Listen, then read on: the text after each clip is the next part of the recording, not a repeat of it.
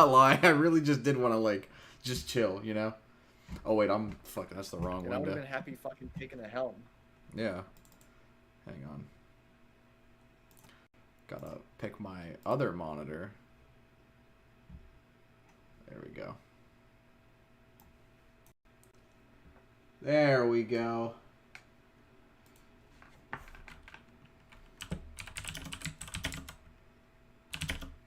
Hope y'all are back. Guess who's back? Back again. The stream is back. Don't let it end.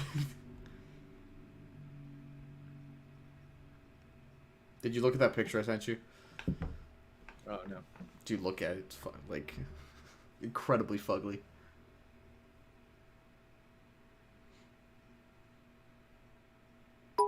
Okay, but I mean, Hey, Solaris, thanks for the bit. Mwah. Kisses for bits. Let's see, what did you donate? One generic bit. That's fine. What is that, like 1 cent or something? That's fine. It's better than no money. I appreciate that. okay, yeah. I appreciate that. Thank you for sticking us around through those technical difficulties, because I don't fucking get anything about Streamlabs or fucking Discord. It's worth one. Because me and Cody have like identical computers as far as like processing power goes. Mine might even be a little bit more powerful than he is. What's his yours? is. Mine has 16 gigabytes of RAM. It has its own dedicated graphics card, and it has an i7 core. Oh, so yeah, no, we have the exact same. I too have 16 gigs of RAM and an i7 processor. Yeah, but for some reason, Discord just completely annihilates my computer. Yeah, dude, I don't know what it is about yours. And then on top of that, for Streamlabs, it's 1/8 of a penny. Oh, yeah, I saw that. I was gonna say 1/8 a penny. Hey, you know, I mean that'll buy me, I don't know, a kernel of corn. Anyway, I appreciate it. But then on top of that, I made all these cool updates to our fucking scenes on Streamlabs, right? And you'd think whenever I make changes to scenes or like upload new pictures, it's universal. So whenever Cody opens Streamlabs on his computer, it shows up there. No, apparently not. Not only that, but on top of that, I close out Streamlabs on my computer, then reopen it back up. Every single change I made is gone. Yep.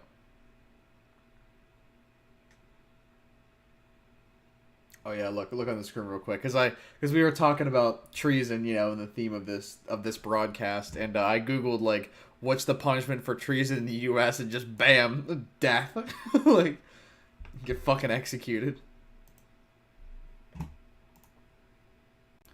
I don't know what. Make no mistake about it, like Solaris, like and anybody else that's like joining us now. Streaming is not fucking friendly for like newcomers. Like it's very daunting uphill battle to just get everything, not even the hardware, just ready.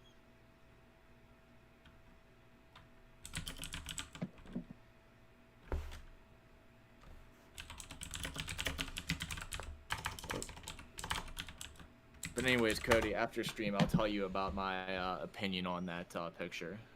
Here, I'll mute you to the audience. Go ahead.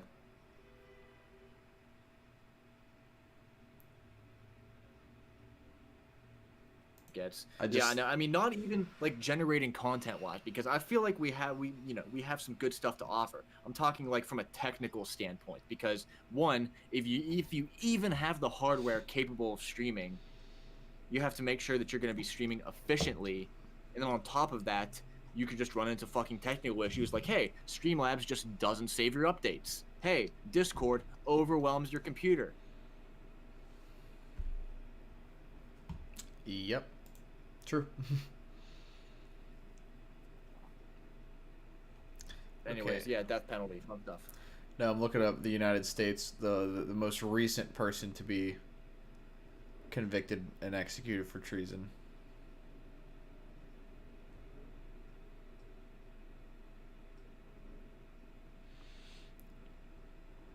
Herbert John Bergman was an American broadcaster of Nazi propaganda. And he was he wasn't killed. He was sentenced to 20 years in prison. Nazi propaganda in America? You should have fucking killed him. Who was the last person to actually get killed by like a sanctioned killing of a traitor? Yeah. Last times, no, I don't care about treason in the UK. I don't care about British people. I don't care about. Yeah, I don't even care about Britain. Them and their fucking tea and crumpets.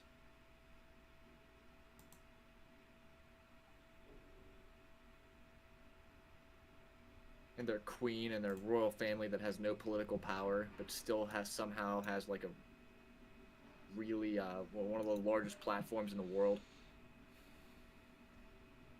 I don't. Oh, there we go. People executed for treason against the United States. Oh, only 3. Moses Dunbar, a Connecticut landowner. Oh, he was a Revolutionary War general. Another Revolutionary War soldier. Oh, then hanged for treason for tearing down a U.S. flag during the American Civil War. Huh. So, it's been a while since the U.S. has executed anyone for treason. They usually just seem to throw them in for 20-year prison sentences. Which, you know, if at the age in which you're old enough to commit treason, that's effectively a death sentence. Yeah. Like if you're like 40 and you do it, like 20 years of your life is a long. Like I'm only 22. Like that's most of my life, you know. Like might as well say my entire life like behind jail. Like that's an incredibly long time. Yeah, because like that's the thing. Whenever I like see people saying like, "Oh, you need to kill them," because that'll be, you know, like an eye for an eye, like that kind of stuff. Like, dude, honestly, I would rather be killed than spend 20 years in prison. Like, I'd rather just be like put in front of a fucking, you know what I mean, put in front of a firing squad than have to sit in a fucking concrete block for 20 years. Like, I would rather just die. I don't know about you.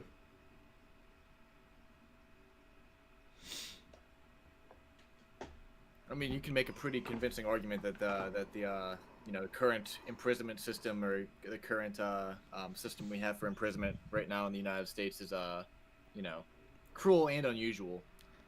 You could argue that, yeah, because if you look at those prisons in like Norway, dude, like they're like fucking hotels. Like, yeah, well, that's the thing too. You'll send like small-time drug offenders into prison, and they come out not rehabilitated and ready to contribute to society, but they come out as hardened criminals. yeah, they come out worse. Like you shouldn't leave. You should leave prison and go, "Wow, I learned my lesson. Like I know I need to do better." Like, no, they come out in America and like they're ready. What's the fucking I swear to God, I'll kill again. Oh yeah, that fucking Family Guy when they made fun of the Shawshank Redemption. He's like, "You release me, I'll kill again." Like, yeah. And they come out like that in America. Holy shit. That was like a fucking Ferrari or something. That was incredibly loud. And it was a pretty sleek looking car. I think that was a fucking Ferrari or something. Holy fuck.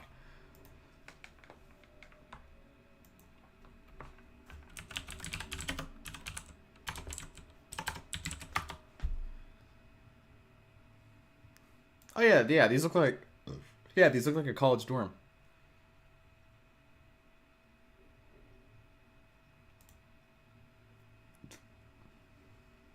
Yeah, look at that.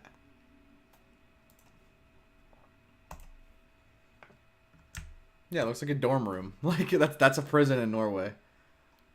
They go, look at that. They got a little TV.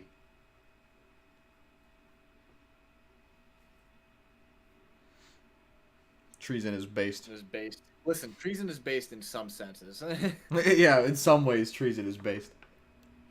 Right now, the treason we're talking about here is not based. What Rudolph Giuliani and his cronies are doing, that is not based. Yes, because what they are doing is they are trying to act on the will of the nation against the you know, the betterment of the people. The treason that often, you know, gets prosecuted are like, you know, workers' rights revolutions or like any kind of like socialist uprising. His name is not Rudolph. It's not. I thought it was. No, his full name is Rudolph. He says it in court. This is Rudolph Giuliani. I'm acting as the plaintiff in this case. Yeah. Yeah. Okay. Okay. Rudolph is actually Rudolph.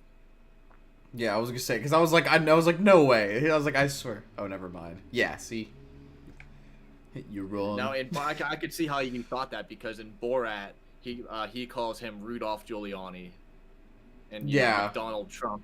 Yeah, I deliver my daughter to McDonald Trump. Motorcycle was it? No, that was not a motorcycle. Like I saw it like through my window. It was a car. It was not a motorcycle. Like no, like I hear motorcycles all the time. That was a lot louder than a motorcycle. He's like most old Republicans and made to bargain with the devil that turns out to be a lich as they age. Yep, or turn into a lich as they age.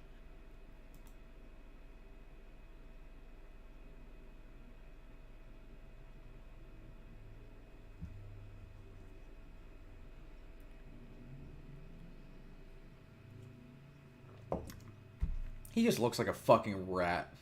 Like, I think it's just what happens whenever you become the mayor of New York City. You just become part rat. Like, dude, I think that's something that comes with, signing your soul away to Trump and fucking kissing the ring. Oh yeah. I mean, cause hey, we've said it, dude. I mean, fucking Trump runs America like he acts like a fucking mob boss. Like.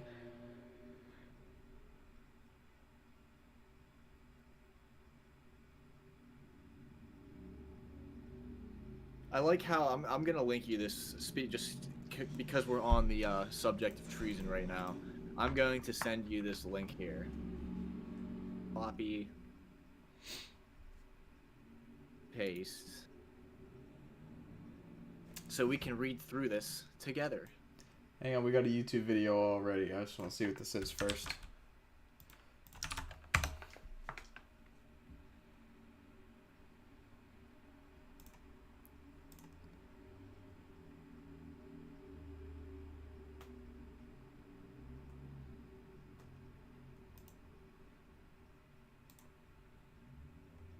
Come on, load title. No, I don't want Disney Plus. I fucking steal it from a friend. No Commies of America. That's a great name. Great. Who exactly is the title referring to? Literally everybody prosecuting like the election commission in favor of like Donald Trump on Donald Trump's behalf. Like they're all committing open treason. Michael Flynn, Rudy Giuliani, Sidney Powell.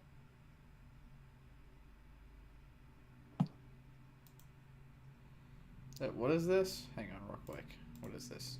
It's a song. How exactly? We're going to get into it. If you just give us a second. Cody's looking at this. It's like fucking techno pop or something. It's probably copyrighted, to be honest. Yeah, I'm not really a fan. It's kind of like synth pop or something. It's kind of like dark. I don't know. I don't like it. Not a fan. Sorry. All right.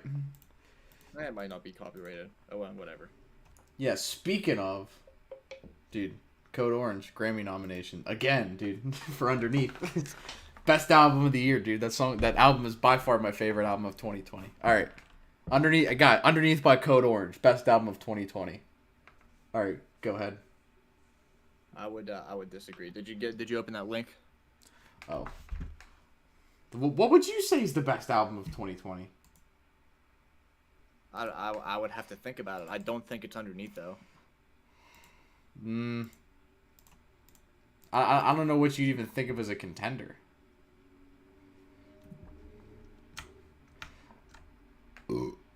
That's the thing. I don't know. I can't. I don't think it's Underneath. I'd have to go through like different releases that happened in 2020 just to see. Why can't I zoom in on this? What fucking Dropbox? What is this? Fucking 2008? Who the fuck uses Dropbox? There we go. There's the zoom. What the piss is up? You can. zoom in. If you exit out of like that. Oh, Alec cut out.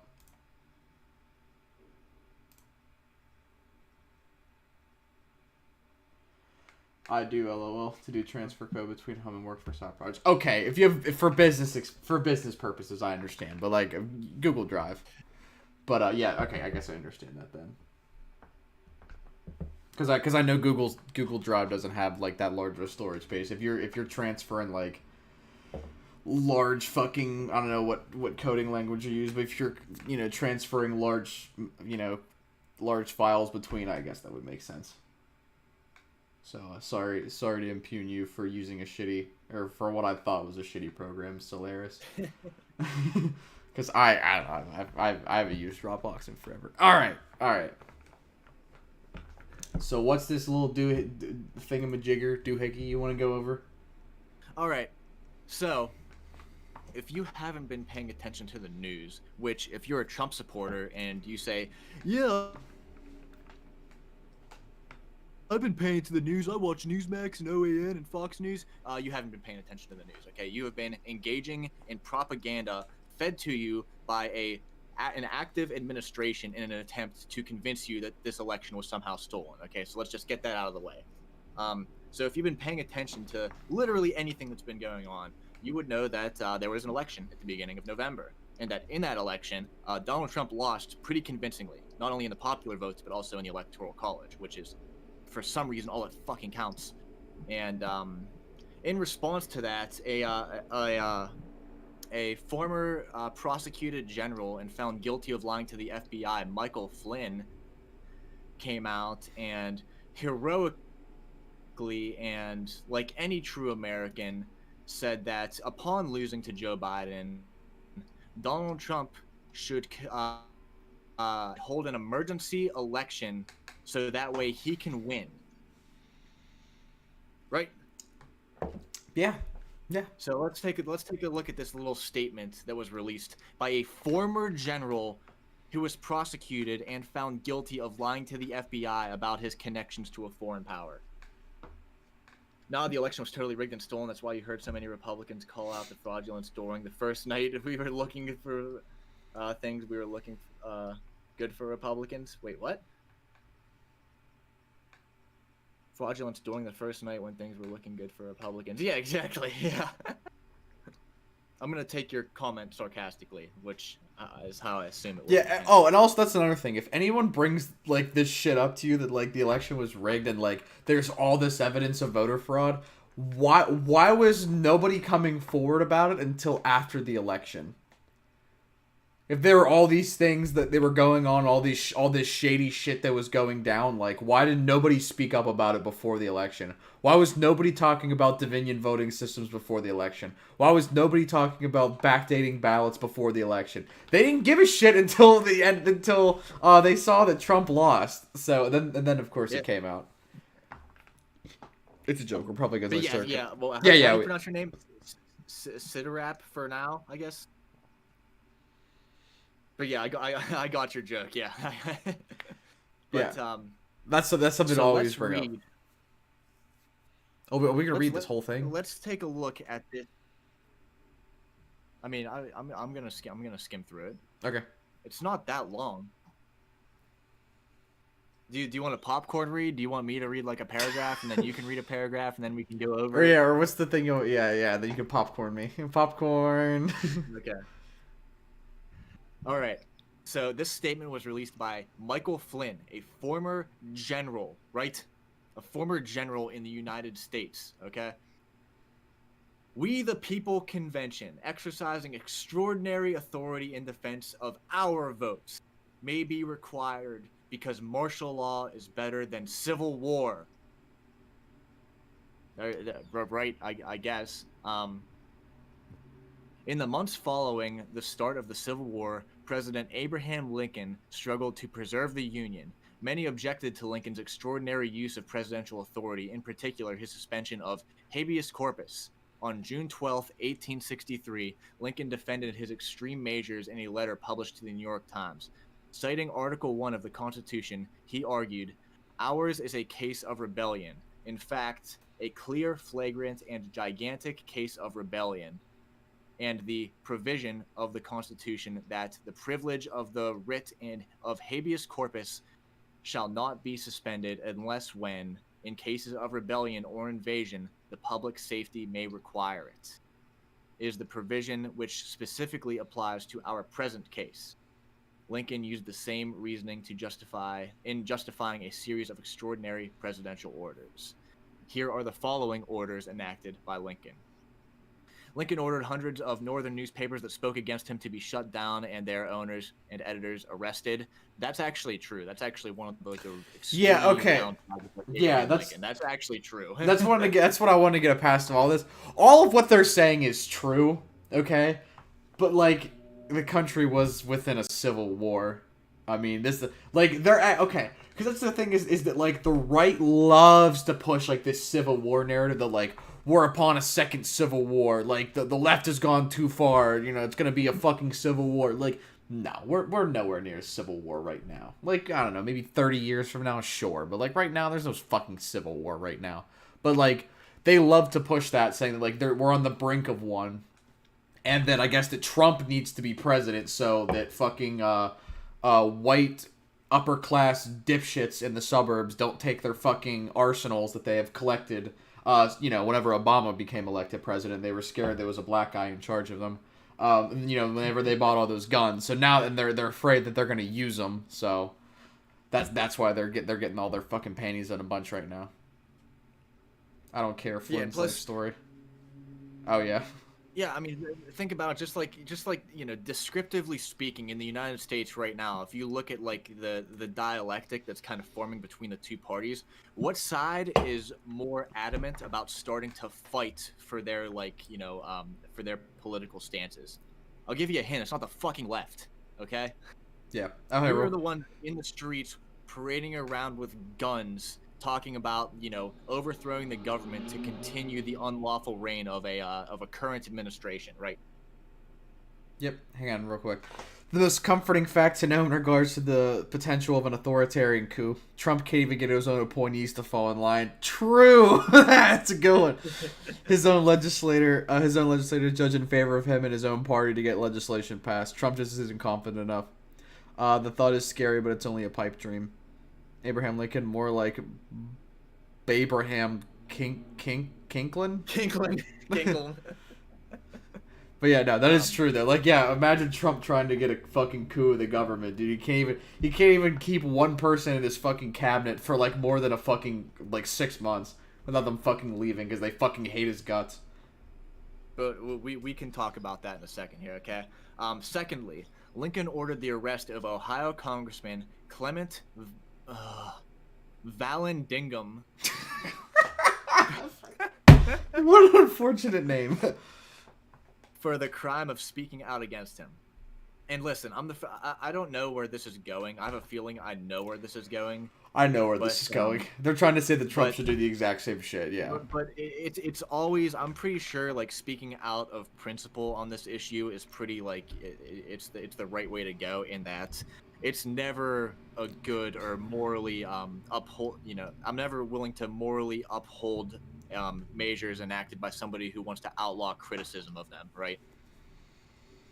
I think we can agree that's a pretty bad thing to do across the board. Anything, Cody? Would you agree? Oh, I'm yawning. No, so yeah, I mean, if you criticize me, I'll fucking mute you. So there you go. That's how I feel about it. No, I'm kidding. No, but I mean, like, yeah, no, yeah, because I know where this is going. He's trying to say that they're all trying to say that Trump needs to do the same shit. Well, listen, I know he's going to say, like, I know we're going to get to a point where he's going to say Trump needs to do the same thing Abraham Lincoln did, and fucking conservatives love drawing the Trump to Abraham Lincoln comparison.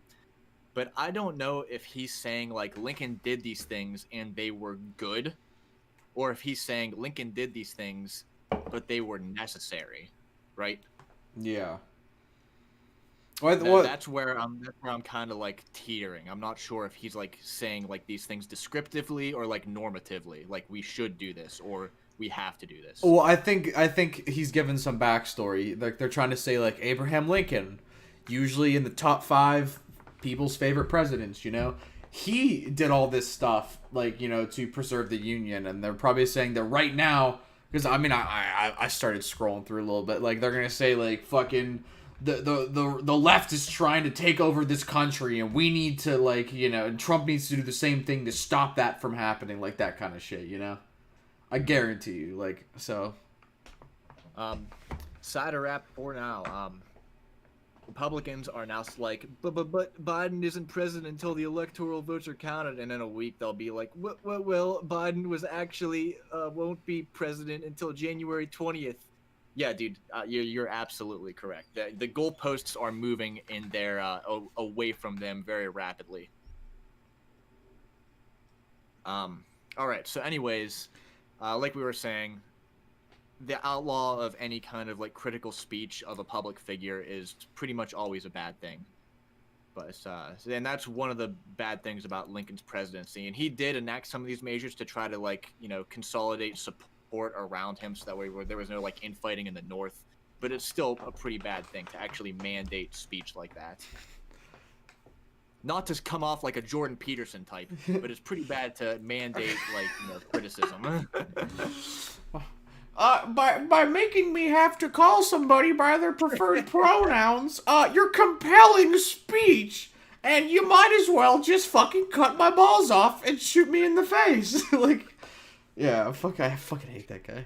Trump loves the Trump-Abraham Lincoln comparison. No one's good African-American than Trump is. Yeah, except whenever during the debates, whenever Biden was like, and then fucking Abraham Lincoln over here, like, is doing this, and he's like, what'd you bring up? He's like, why'd you bring up Abraham Lincoln? Like, dude, he was making fun of you for saying that nobody's been as good as African-Americans as me. All right, can you popcorn to me for the next paragraph, because I'm really excited to read it, because it's cracking me up. Hang on, I'm not done with this bulleted list yet. All right. So the third thing he did that Michael Flynn has graciously listed here for us is Chief Justice of the U.S. Roger Taney ruled that Lincoln had violated the U.S. Constitution when he illegally suspended the writ of habeas corpus. After hearing this, Lincoln signed an arrest warrant to have the Chief Justice of the United States arrested. And then, fourthly, just to get this last one out of the way, Lincoln ordered the arrest of thousands in Maryland, for the crime of suspected Southern sympathies, including ordering the arrest of U.S. Congressman Henry May from Maryland. These people were arrested and held in military prisons without trial, some of them 4 years. Mm-hmm. Now, again, I honestly don't know where he's going with this, because every single thing that he has listed right here as something Lincoln did are like cases you can make for Lincoln, like, you know, not being a top tier U.S. president, because some of the stuff that he did leading up to the Civil War was pretty shady. Like, you can make a pretty convincing argument, an argument that I wouldn't necessarily agree with, but a pretty convincing argument that, you know, Lincoln is the one who actually escalated the U.S. to the point of, you know, breaking out into a civil war. Yeah, because I've seen them, and they're usually pretty bad arguments, but like you can make. Like, I have seen some people that can make pretty compelling arguments for it. And also, Kermit voice. Well, that's not what I actually said. Even though I said that I think that women are fucking less than men, that's not actually what I said. Hey, but sitter at for now. Yeah, whatever your name is, dude. You should consider following us, coming back and hanging out, because you seem like you're a funny guy. Yeah, dude, you said nothing but good shit so far. You should come back and hang out. You should consider following. All right, but that's a lousy Kermit voice, Cody. What the? No, it wasn't. It's hard to do a Kermit voice. No, dude. it's All not. right. I do a great fucking Kermit voice. Fuck you, Pancake.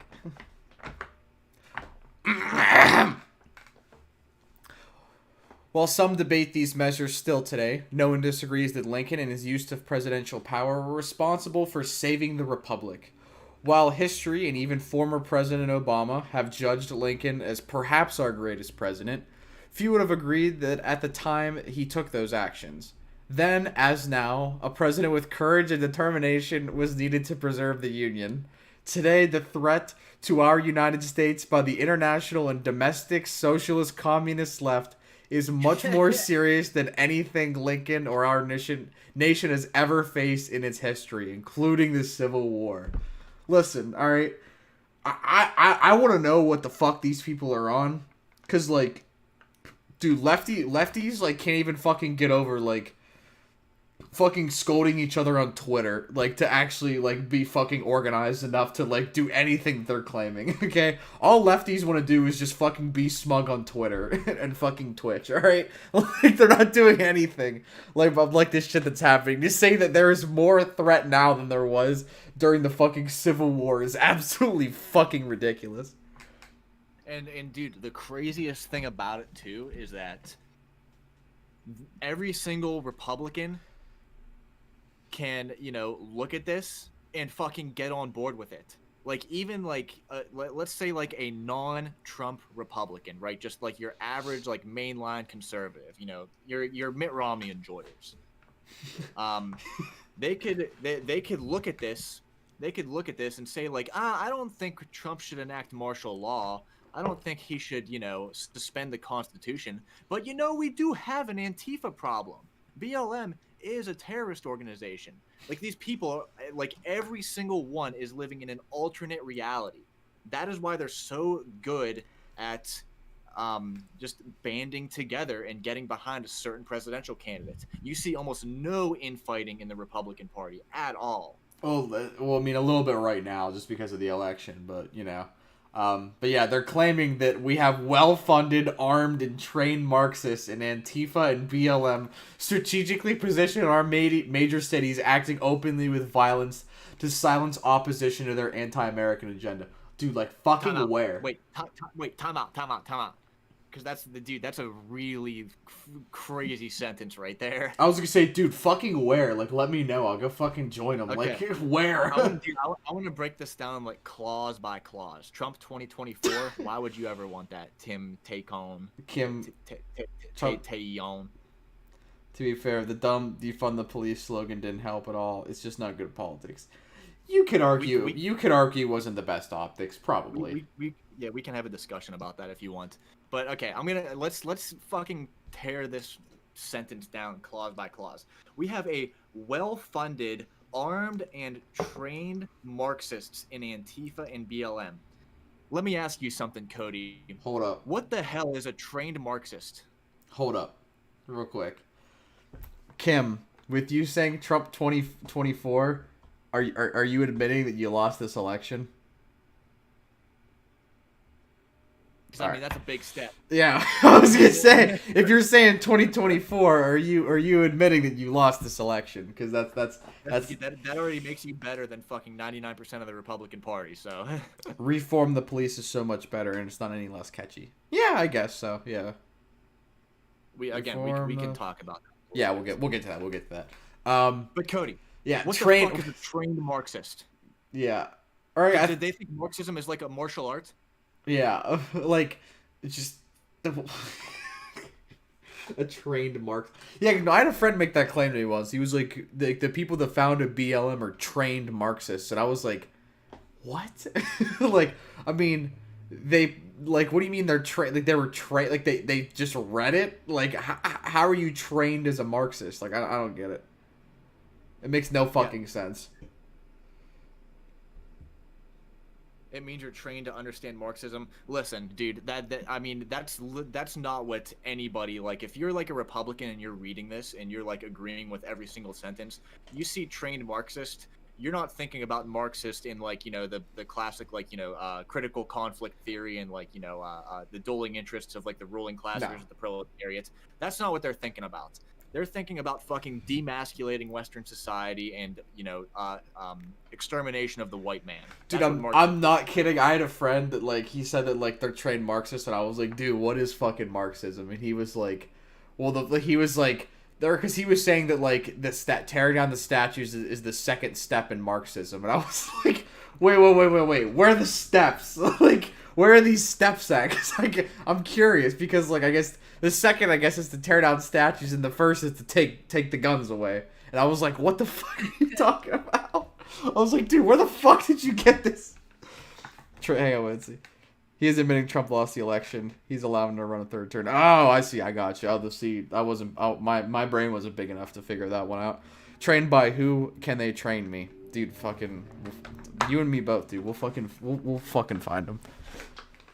Cultural Bolshevists. I mean Marxists. Oops. Oh yeah. I mean, I'm not a Nazi. I mean, I'm not a Nazi. I'm an American patriot that wants to preserve American values. Yeah.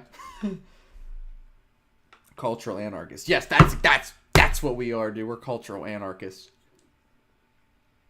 All right. But anyways, trained Marxists in Antifa and BLM.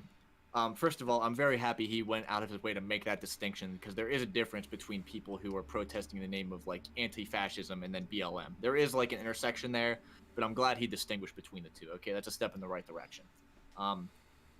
Strategically positioned in our major cities, acting openly with violence to silence opposition to their anti-American agenda.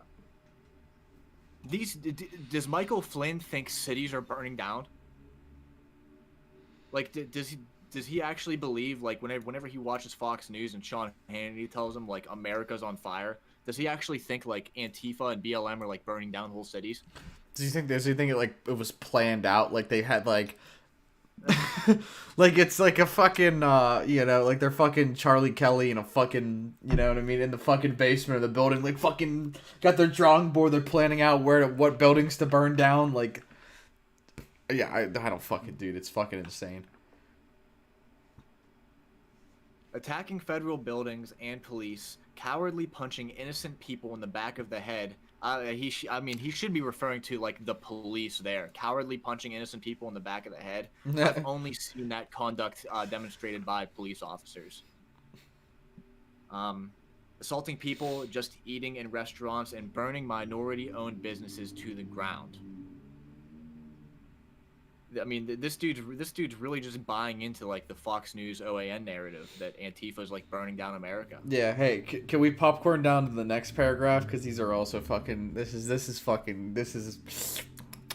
All right, go ahead. Then there are admitted Democrat socialist federal officials plotting to finish gutting the U.S. Constitution after 100 years of trying.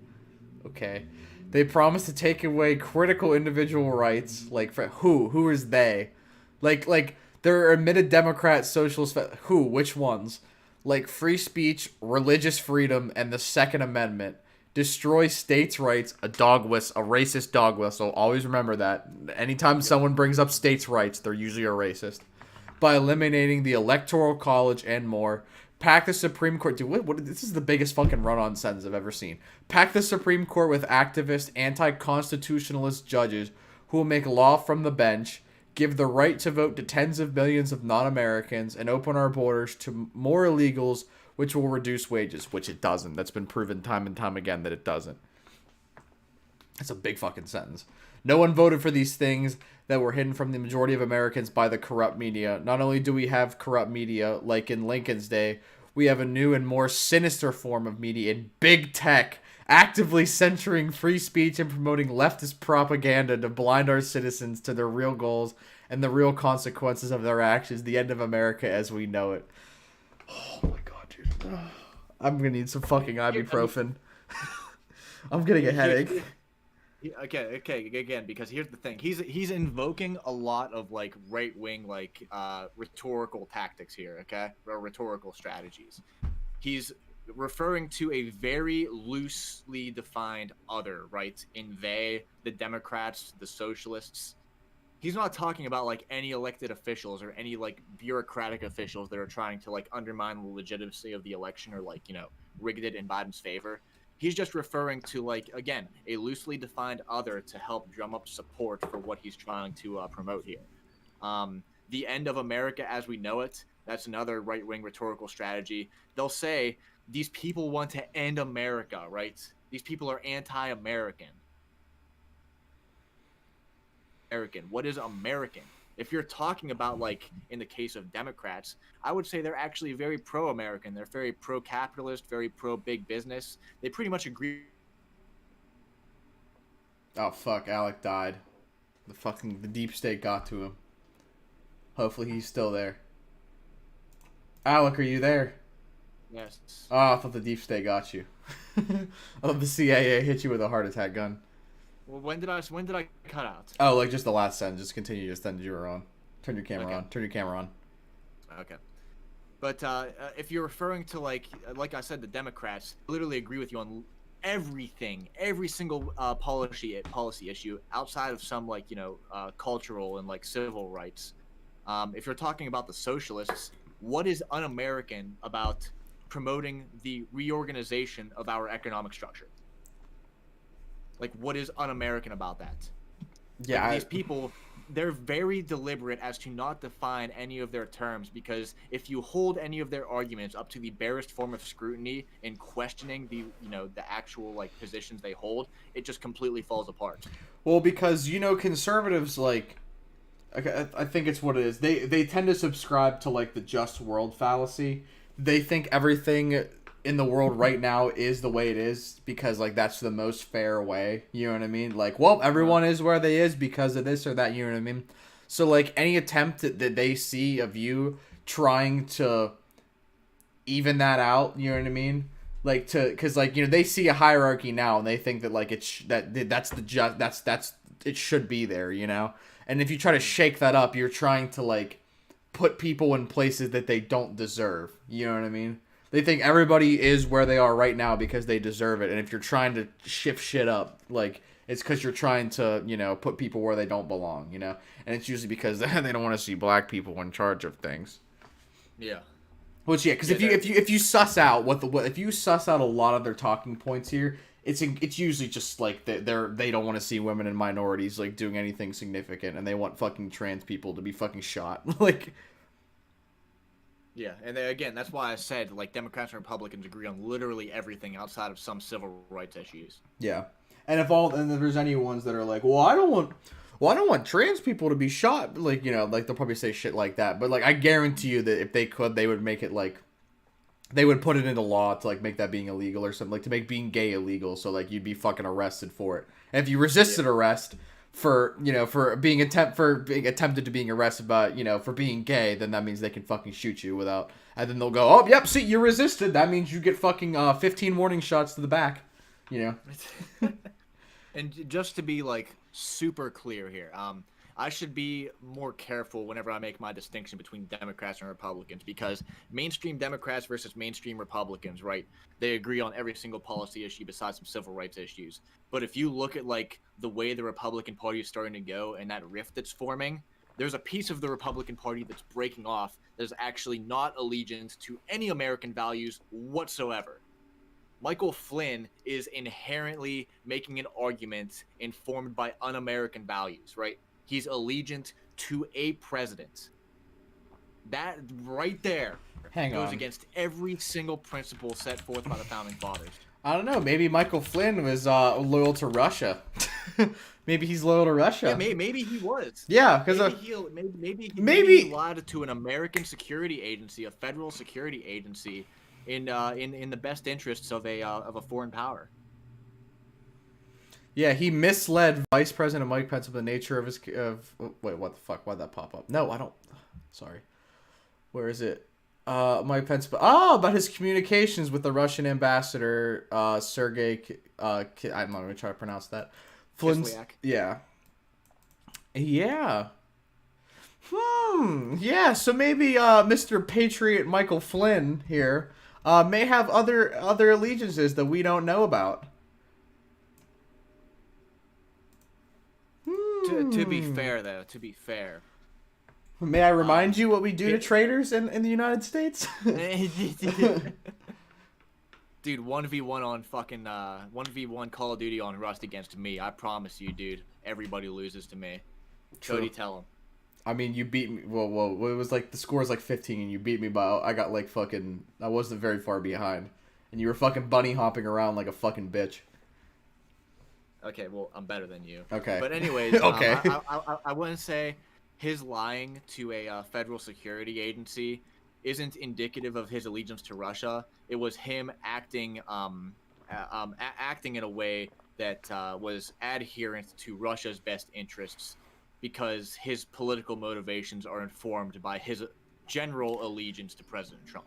Yeah. Oh, hang on. I wanted to correct you on this. Republicans and Democrats disagree on way more than just civil issues. That is true. There is a lot of shit that they disagree on. Like I honestly like I think like it's on most shit.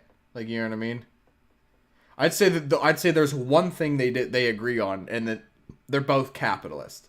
That's it. Like you know what I mean? Right, they're both capitalists, but I'm talking like they're same in the sense that they're willing to uphold capitalism versus some, you know, buzzwords that he's invoking here. Like if you look, okay, take like a Democrat, take a Republican, and then take a socialist, right? Yeah. The variance in like the variance in policy positions between a socialist and a Democrat are going to be way different, or way more than the variance you see in policy positions held by a Democrat and a Republican. Yeah. That's what I'm talking about. And then specifically, like, you know, on foreign policy issues, dude, that's okay. That's where you can get me. I could get you and say like Democrats and Republicans literally the same. Oh yeah. I was say foreign policy. Yeah, no, foreign policy. Yeah, I mean, they're pretty similar. They both love the military-industrial complex. But I mean, but hey, hey, at least the Democrats never fucking deployed it on the American civilians, unlike fucking Abraham Lincoln over here. I wonder if he'll get that was sarcasm if he ever sees this video. Oh, Alec, look what mug I got today. Look what mug I got today. See it. Oh yeah, that's right. You gotta wait a second. But yeah, cider wrap. If you wanna, oh nice little Gorjora. It is a good year mug. But yeah, cider wrap. If you want to be like really nuanced about it, then yes, yeah. I mean, Democrats or Republicans. Like, if you're comparatively in the American political landscape, yes, they are very different. But with respect to, like, socialists or, like, anarchists, they agree on everything.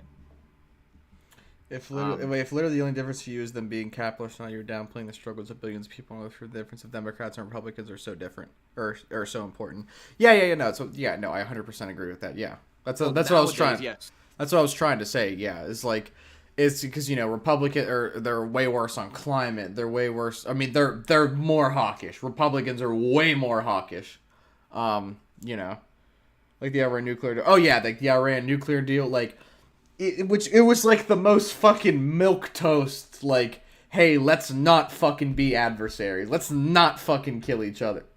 You know, it was just like, hey, we'll give you all the fucking shit we took from you. And in return, that you don't make a nuke. And they were like, okay. And Republicans were like, what? What? Like, it blew their fucking mind that, like, we weren't fucking, like, trying to invade somewhere. And especially, like, fucking thankfully rotting corpses like John McCain were like, what? We're not gonna bomb somewhere? What? Like... Yeah, because like that's the thing, because that is another thing I do hate too. Side point is I hate when the fucking when people die, people like act like they were good. Like John McCain was a fucking despicable human being. I hate that people are like they look at him as like a good Republican, because you know there is no good Republican. Yes, but just to be clear, cider wrap, because I'm pretty sure you're new here. I don't think I've seen you here before. Well, we both voted for Joe Biden, right? We're the founder of the Antima Coalition, okay? Anti-malarkey coalition. Anti-malarkey. Where's my fucking Biden flash water? I lose it all the time.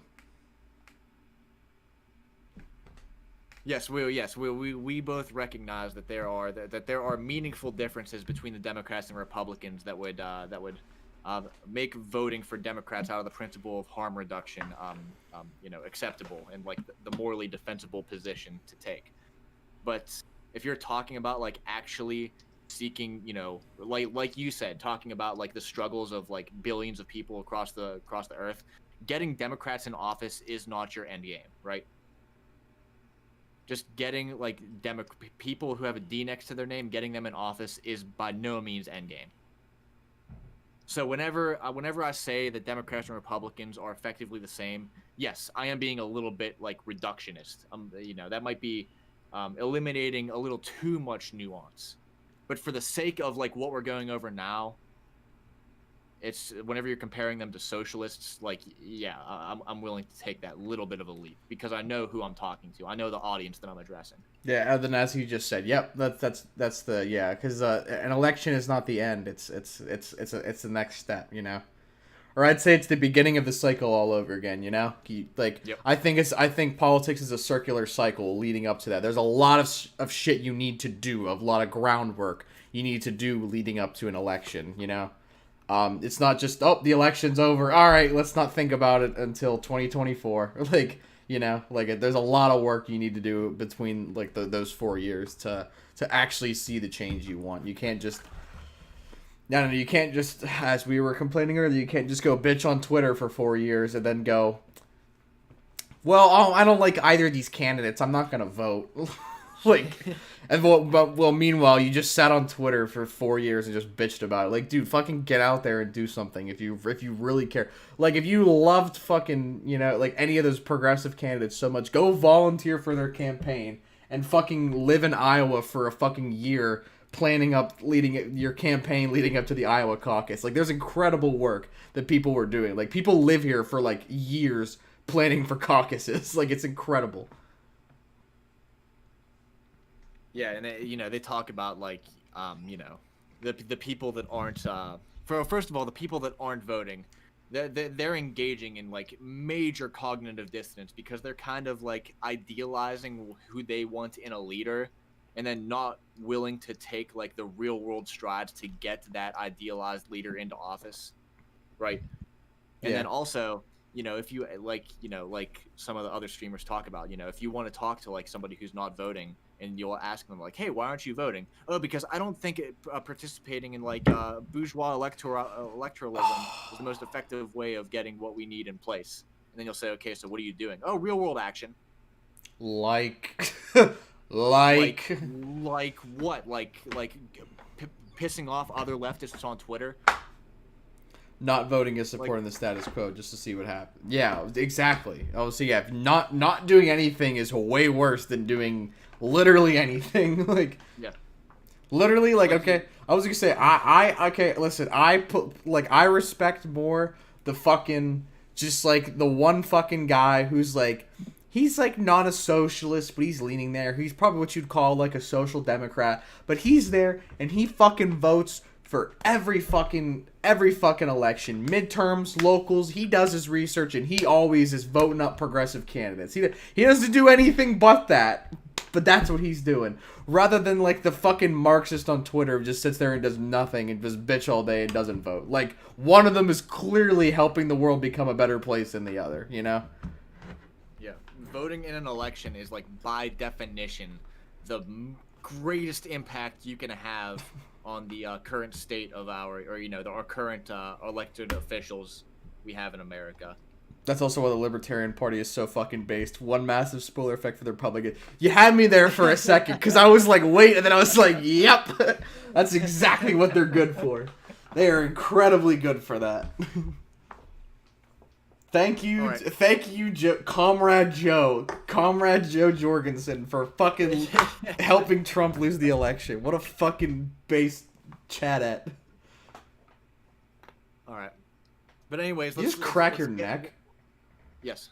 Holy shit, that was loud. Like, I looked over and saw you turn your head. I was like, Jesus fucking Christ, it sounded like you snapped your fingers. Inshallah. Okay, Inshallah, bro. But okay, let's get through the rest of this little call to treason. Yeah, hey, I'm just trying to pick out some of the interesting shit because a lot of it's just repeating stuff that they said earlier. I'm gonna read through this entire bold paragraph here. This red colored paragraph.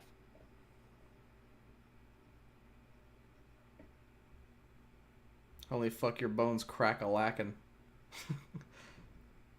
Oh yeah. You're cracking your neck, it loosens you up, you know.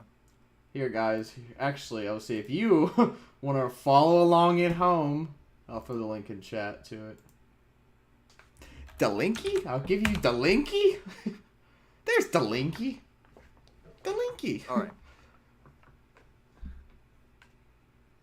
So, when the legislators, courts, and/or Congress fail to do their duty under the 12th Amendment, You must be ready, Mr. President, to immediately declare a limited form of martial law and temporarily suspend the Constitution and civilian control of these federal elections for the sole purpose of having the military oversee a national re-election. Are you fucking kidding me? Hang on, dude. Pancake Monster called you out. Alec, it's not a colored paragraph. It's a paragraph of color. She got you, dude.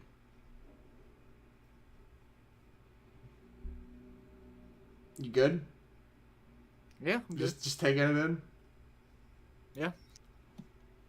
I mean, I'm over here. I mean, we're trying to like talk about treason and stuff, and you're gonna hit me with like these little pedantic arguments right here. Come on, dude, Pancake, I will ban you. Like, I will actually ban you today. Like, I'll do it. Does he not fucking get it? No, dude, do you not get it? Like, it's a joke, you know, instead of saying... Yes, I get it, yes. Okay, then explain the joke.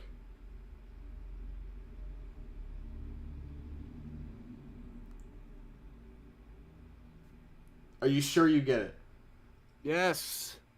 Yeah, you guys are seeing Republicans are telling everyone in Georgia to boycott the runoff election. I did not see that, Joey Seco. I know, yeah. And good to see you back, because you seem to be, I know I've seen you around here at least a few times before, but good to see you back, dude. But yeah, dude, bro, I hope that they do. Tell them all this. Yeah, because it's like what Trump does with all the mail-in ballots. They're like, 90% of the mail-in ballots that come in are for Joe Biden. It's like, well, you spent the last, 4 months telling people to not vote through the mail, so, I mean, what you fucking expect,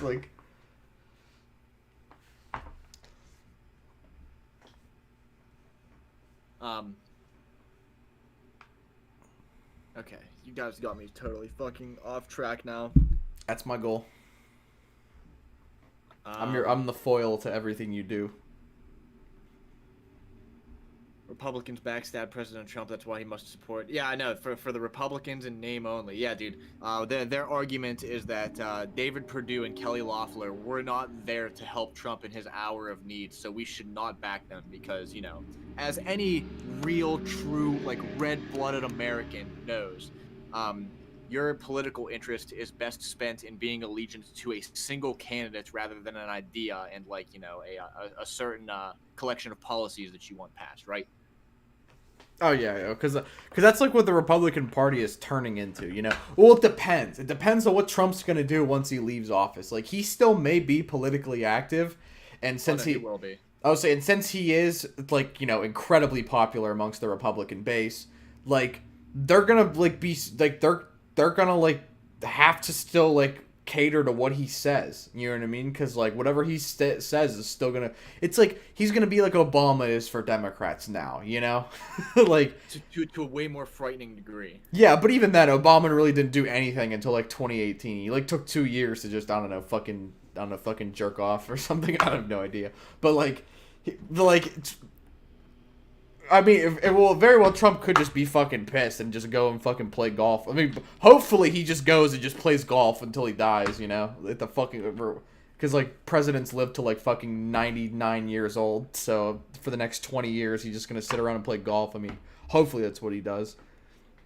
Do you think did you guys think we would be here a month after the election with Trump still in it? No, I don't think he's ever gonna, I think that he'll have a transition team or people within the administration will officially concede. I don't think Trump himself will ever concede. It's beautiful to see. Okay, that's not the question. He said, "Did you think we would ever? Do you think we would be here a month after the election with Trump still in denial? Did you think that was actually going to happen before the election?" Oh yeah, 100%. Yeah, I thought so. Yeah. Of course, we expect the denial. Republicans are great at projecting. Remember all those 2016 Rage compilations? They're so fragile. It's hilarious. Yeah, because they always keep comparing it to Hillary. They're like, Hillary Clinton still didn't concede the election. You're like, no, she conceded the day after. Yeah, she conceded the election. She said, I lost. Congratulations, you won. And then Trump went to the fucking White House 2 days later to meet with Obama. You know what I mean? Obama. Oh, it's not and that wasn't even a forced thing. Obama invited him to the White House to sit down and talk with them. That happened. But Hillary is just salty she lost. Like she's just salty she lost. There's a difference between just being salty you lost and not admitting you lost, and that's a huge line that they can't fucking draw. And it blows my mind that they can't fucking see the difference between that. And it's also hilarious to me that a lot of Republicans are actually kind of complicit in this process that Donald Trump is employing right now, and being exhaustive of all his like legal avenues to like steal the election. They may not like outwardly and openly support what he's doing, but you look at people like Mitch McConnell, you look at a lot of these like prominent Republicans, they are, they're staying kind of out of public eye. And that's very deliberate because they do not want to come out and speak out against Donald Trump. And that complacency is very telling for them, because they don't want to be the one to speak out against Trump and just get absolutely like exercised from the Republican Party. Yeah, like I said, because Republican Party. I would say, like I said, it's still the party of Trump. So, okay, listen, I know Mitch McConnell's not a fucking idiot. I know that guy's an evil genius, alright? I know he's not a fucking idiot. I know he knows Trump lost, alright? Like, I know Mitch McConnell knows, but he's just not saying anything because he knows it'll fucking damage his reputation to all the fucking MAGA idiots out there. Yeah, and the Republican Party is absolutely enabling this whole process. Okay, they don't need to come out and make completely, fallacious statements to help Donald Trump in his case to, steal the election back. Okay, they don't have to do that. Their omission of any statements that are critical of what Trump is doing right now is enough. And the fact that all the hardcore Trumpers don't think that's enough is absolutely hilarious. The problem for Republicans is Trump has a 94% approval rating amongst Republicans. Like it or not, speaking out against Trump is a political suicide for a lot of them. Yep. Alec. Yes, absolutely. Alec, try to stay close to your mic. I do kind of lean back a little bit sometimes. Yeah. I'm sorry. Yeah.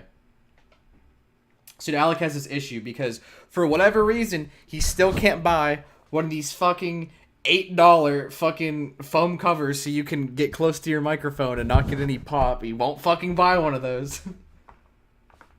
Cody, I am poor. Quit class shaming me. I'm gonna bite my tongue on that one. But yeah, I mean, I think we've kind of like exhausted the messages that are trying to be sent from this statement to President Trump here. President Trump, right, lost a free and fair election. As a matter of fact, one of the most secure elections in American history, as it was described as the head of the Federal Election Commission, who was then fired by President Trump. He lost that fairly, and now you have actual former generals, known liars, and known treason committers coming out and saying, hey, man, why don't you do this? Enact martial law, have the military of the United States oversee an election so that way you win. Tell me what is American about that? Like, somebody tell me what's American about that. That's a coup. that was the, because, like, they're all bitching about, like, Venezuela and all this kind of shit. That's Venezuela shit. Like. Yeah, like Republicans can no longer look you in the eye and honestly tell you they are fighting for America. That they are true, like, red-blooded Americans, they can't. Because everything they're arguing for from the election loss forward is inherently anti-American. Agreed. Because if you remember from history class, the founding fathers weren't too they weren't too keen on unelected officials. Pop? Specifically, like kings. Corn Pop was a bad dude. Oh yeah, the Pop. Let's do it for Corn Pop. And then, gotta get an ASMR level mic. Dude, I'll do fucking ASMR. Dude, I'll fucking... get on and I'll do an ASMR, just a Cody only ASMR stream. I'll just fucking read fucking Green Eggs and Ham in a seductive voice. No, dude, read Das Kapital. Oh yeah, sure. No, but I was thinking just like, he would not eat them in a plane. He would not eat them on a train. Just sitting there and listen. That'd be so fucking funny.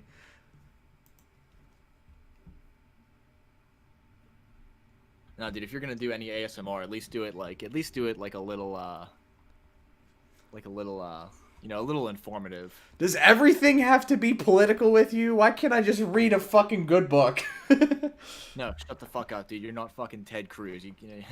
You're filibustering our political channel with nonsense. In Das Kapital, Volume 1, 1867, is a critical analysis of political... I'm gonna mute you. Keep that up, I'll mute you. I told you, dude, you mute me, I quit forever. ASMR isn't sexual, Cody. It can be. That's right, I forgot. She's a fucking ASMR aficionado, so I can't fucking say anything about ASMR. What's more American than undermining democracy when it's advantageous? Seems pretty American to me. Listen, oh fuck yeah. I've explained it before. We believe we believe as leftists in election fraud in like the Chomskyan sense, where the mainstream media is manufacturing consent and getting people to believe that like candidates that they promote are actually beholden to the public's interests and not their own. Right? That's the election fraud we believe in. Okay.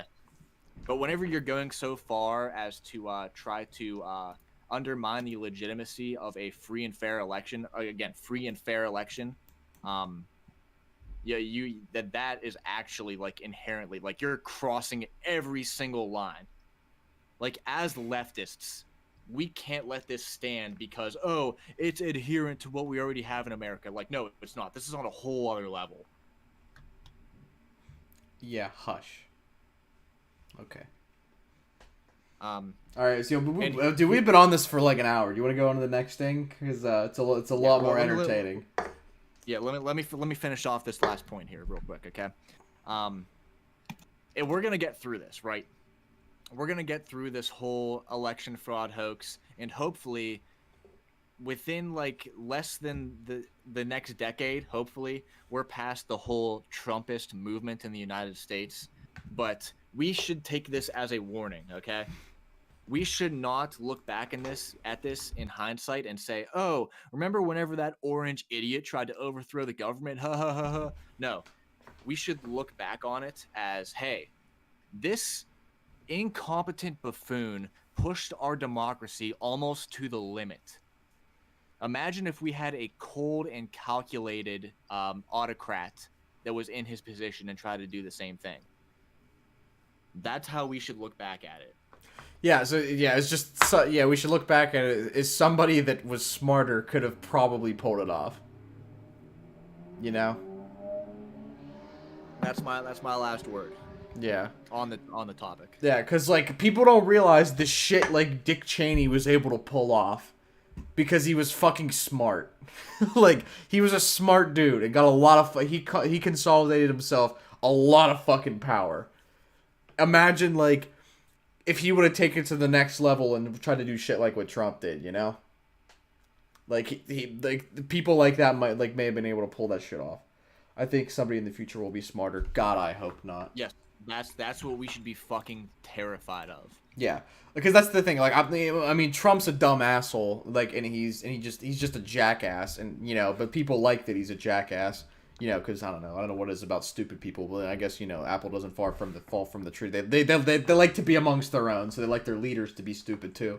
But like I fear more people that are like, you know, like the Dick Cheney types that they could do what Trump wants to do, and they could do it right under your fucking nose, and you wouldn't even know it's happening, you know? Because Trump's gonna go on Twitter and be like, the election was rigged. Like, dude, if it was fucking like if he wanted it, like if Dick Cheney wanted a fucking coup, he would have made his moves in silence. You know, he would be going fucking on press conferences, like fucking telling everybody what he's gonna do.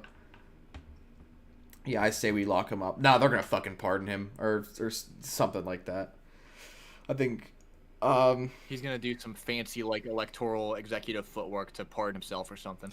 Yeah, or Biden will just pardon him because it seems to be the thing is just presidents tend to just pardon past presidents, or the fucking the crazy theory that I saw people that might do is Trump may resign, and then get Pence to pardon him before, before his term ends. And I don't know if that'll happen, but that was like, ooh, damn, that could be wacky because they were thinking, oh, it is because it is getting close, but people were thinking that he may go back because every year he would go to Mar-a-Lago for Christmas or whatever. Like, what's the week like leading up to?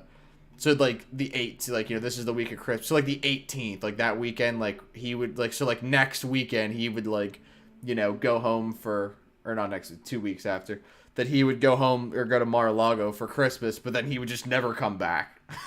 And then just Pence would basically be acting president for like the next couple weeks after that. I don't know. All right, what's the next topic, Cody? This one you wanted to do. That I said that I might not be able to do because it makes me want to fucking hurt myself so much. Oh, yeah. Here, let me find the video for you. I don't ever see us coming together for the good. It's just a mess how we think so differently. We always didn't think so differently, but we started to whenever one side of our democracy decided that instead of just having the news, that they needed to have their own news. They needed to form their own news networks and basically just be incredibly hyper partisan, and sow the split. Because people talk about how America's becoming way more partisan, and it's not because of the left. It's the right that did it. Because things, for example, like abortion. Okay, abortion was a pretty bipartisan support for a long time. From the 70s until maybe the late 90s, whenever the fucking evangelicals started really gaining ground. It was a pretty it saw support for abortion has been going down since then. It's not like it you know what I mean? Hang on, let's see. Just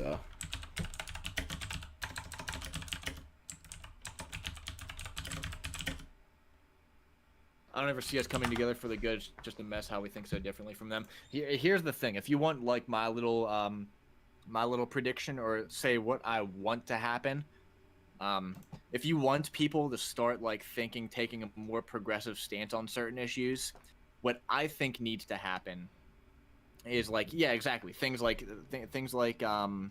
abortion rights, things like extending democracy into the workplace, decommodifying healthcare, stuff like that.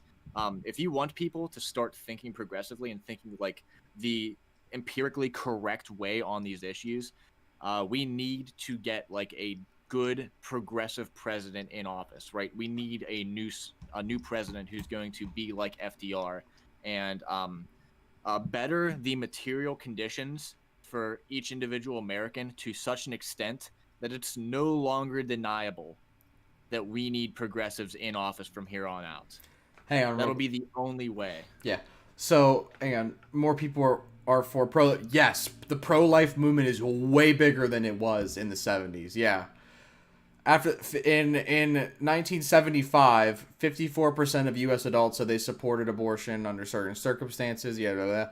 In 2018, with little change, only 50% of Americans support abortion under certain. Yeah. So it's pretty much either stayed the same or its support for it's gotten worse.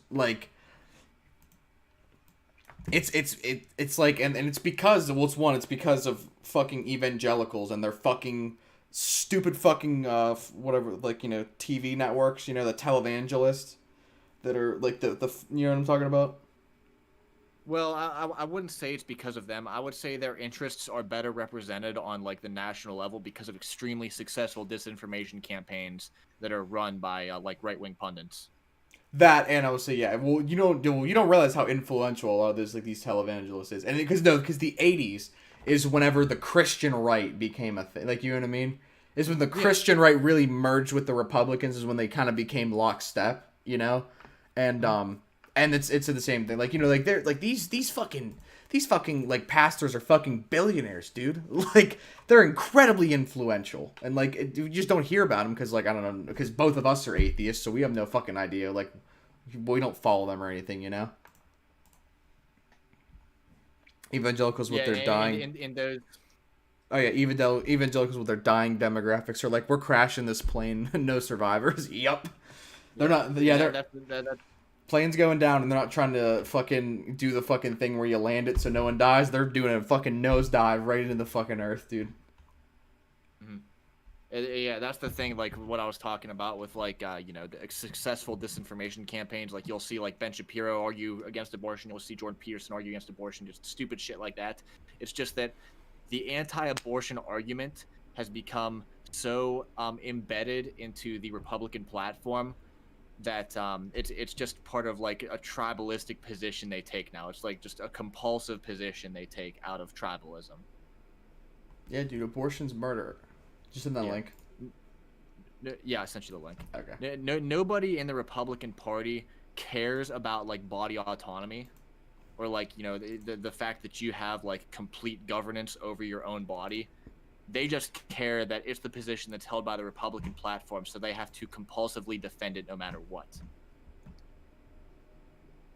And then you'll get fucking morons like Ben Shapiro that actually give them the ammo they need to go up against somebody who I wish to inquire about your free phone deal. Is there?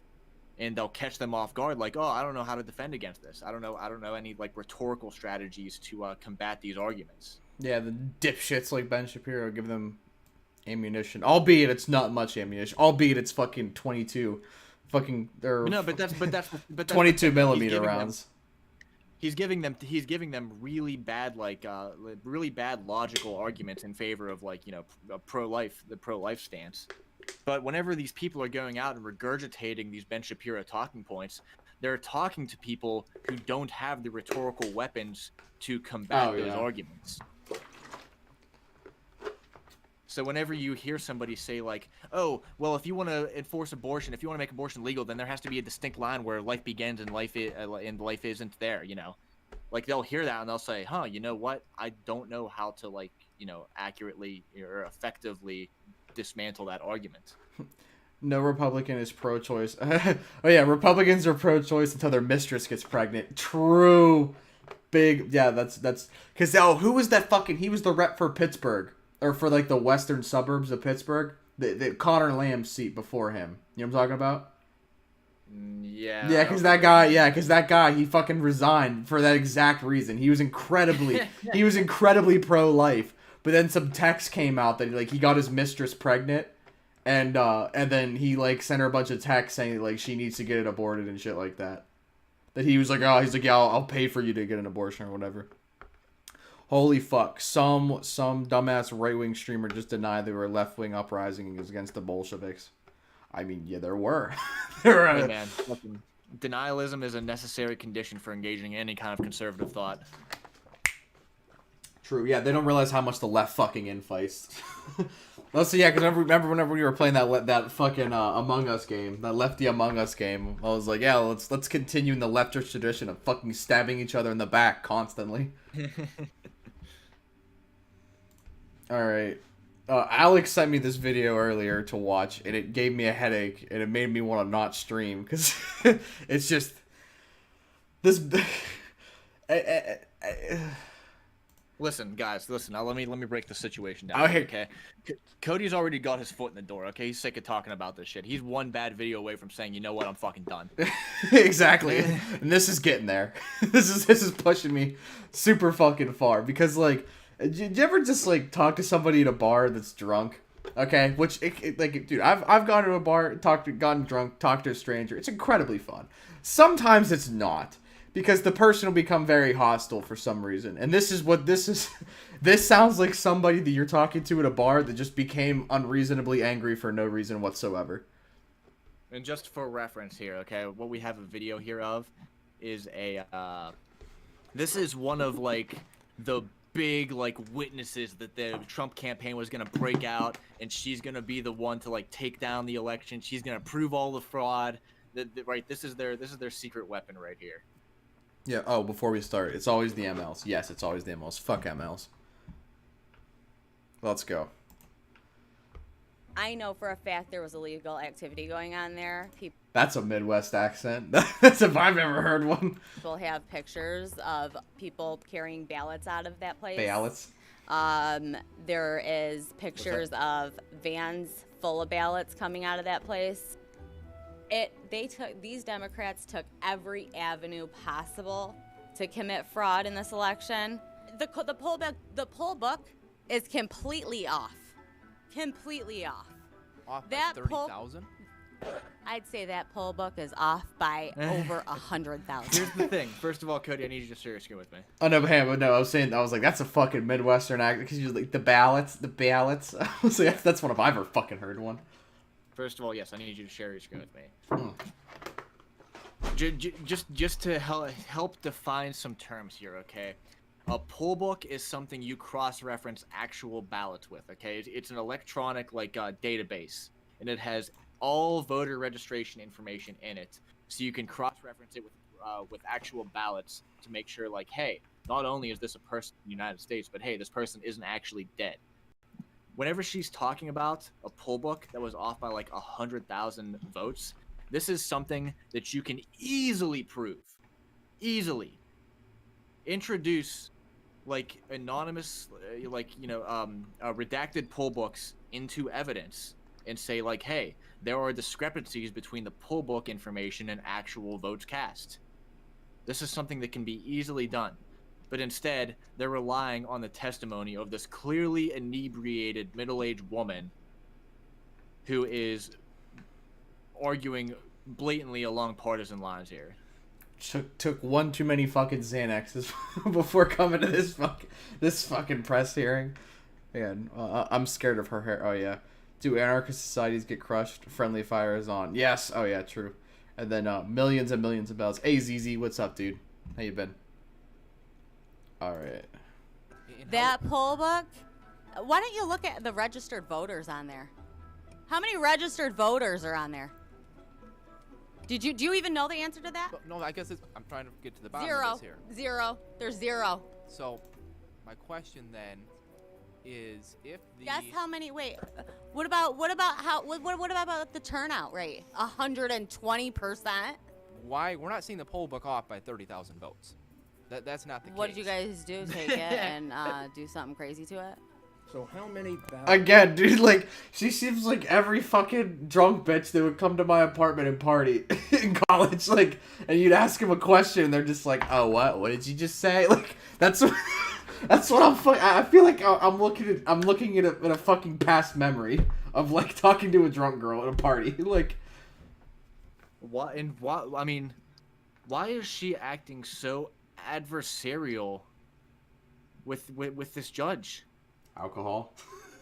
I mean, this dude is like going through the actual sanctioned vetting process that is necessary in getting some of these cases, heard and actually, looked through.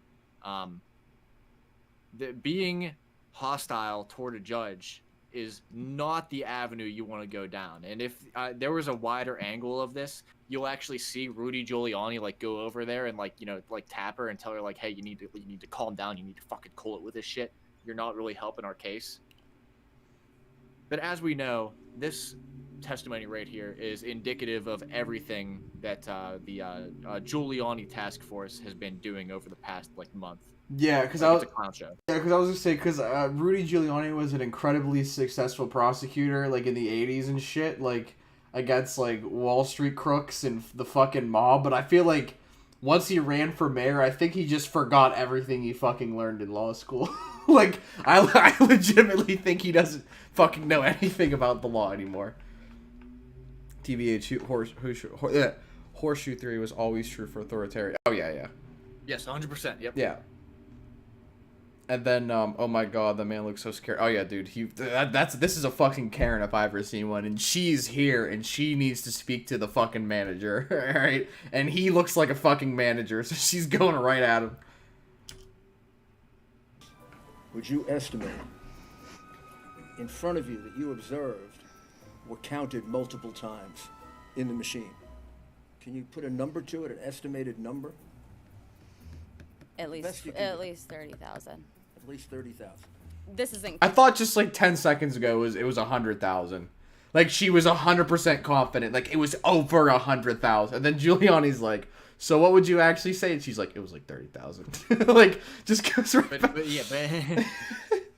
She calmed the fuck down once her handler got a fucking grip on her.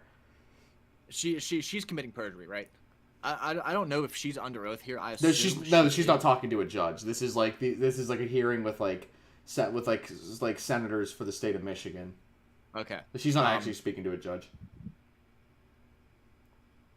Okay, well, if it's not the judge, if she's not actually operating under penalty of perjury, the 0% chance she gets dragged into a court and put in front of a judge. 0% chance. Oh, because no. she would be going to jail for a long time. Oh, yeah. Because it's not illegal. Yeah, because Republicans need to learn to figure out it's not illegal to lie on Twitter. It's not illegal to lie in a press conference.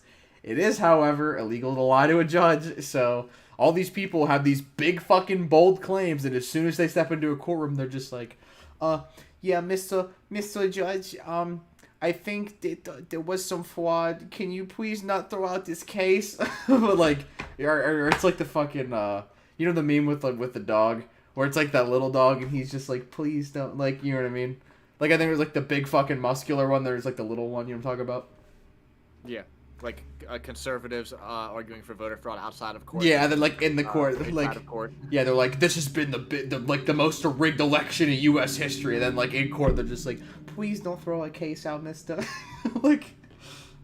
And also, I like how she invoked the classic conspiratorial argument where like, she says, hey, there's a discrepancy of 100,000 votes in the poll books versus the actual votes cast, and then the senator goes, we looked at the evidence, and no, there wasn't. And then she goes, oh, well, this conspiracy goes even farther up than I thought. Oh, yeah, well, you guys are in on it, too. Twitter, Donald Trump stats. Alec, throw that link in the Discord, because I will take a look at that after. I want to see what Trump is saying about everything. Trump is not backing down. Oh, dude, he won't. Of course he fucking won't, dude. Counting. You know, the ballots that are found in rivers, the ballots found under rocks. I had called my manager over to a specific tabulating machine. At that point, I was just really frustrated and upset. I could tell what was going on. I knew what was going on at that point. What was going on? He was in on it. He was in on it. They were all in on it. You know what? I was just saying, because that's the thing I was just thinking. It's because you could tell she has these lines rehearsed in her head, and then it's like, you know, and she's like, they were in on it, and then they were in on what? And she's like, like, yeah, and it's not even, it's Rudy. It's fucking Rudy himself asking, like, you know. This is their star witness, by the way. Oh yeah. I only find crayfish in rivers that are raw. Yeah, dude, maybe she took some Xanax because she was way too fucking nervous to, like, go in front of this hearing, and then now she's coming off. Yeah, like, maybe she was way too fucking nervous. I only find crayfish in rivers under raw. Yeah, true, me too. Or whenever I was a kid. Hey, man, apparently, according to Republicans, dude, if you just turn over a stone in your front yard, you're going to find 10,000 Trump ballots. Yeah, dude, I'm honestly going to start just walking. I'm going to start walking around the fucking city here and just looking in trash cans and see if I can find ballots. If that's how easy it apparently is. Or I'm going to go, because there's, like, literally a block of, like, the Des Moines River is literally a block away from me. I'm going to go over there every single day and check and see if there's a box of ballots dumped in the river. Every single day. They were cheating. It was very, very apparent. It was apparent he knew. It was apparent that he was in on it. And when he caught on to me knowing that he was in on it, he just wanted nothing to do with me. I called the FBI on the 8th, November 8th. I talked to 2 separate women.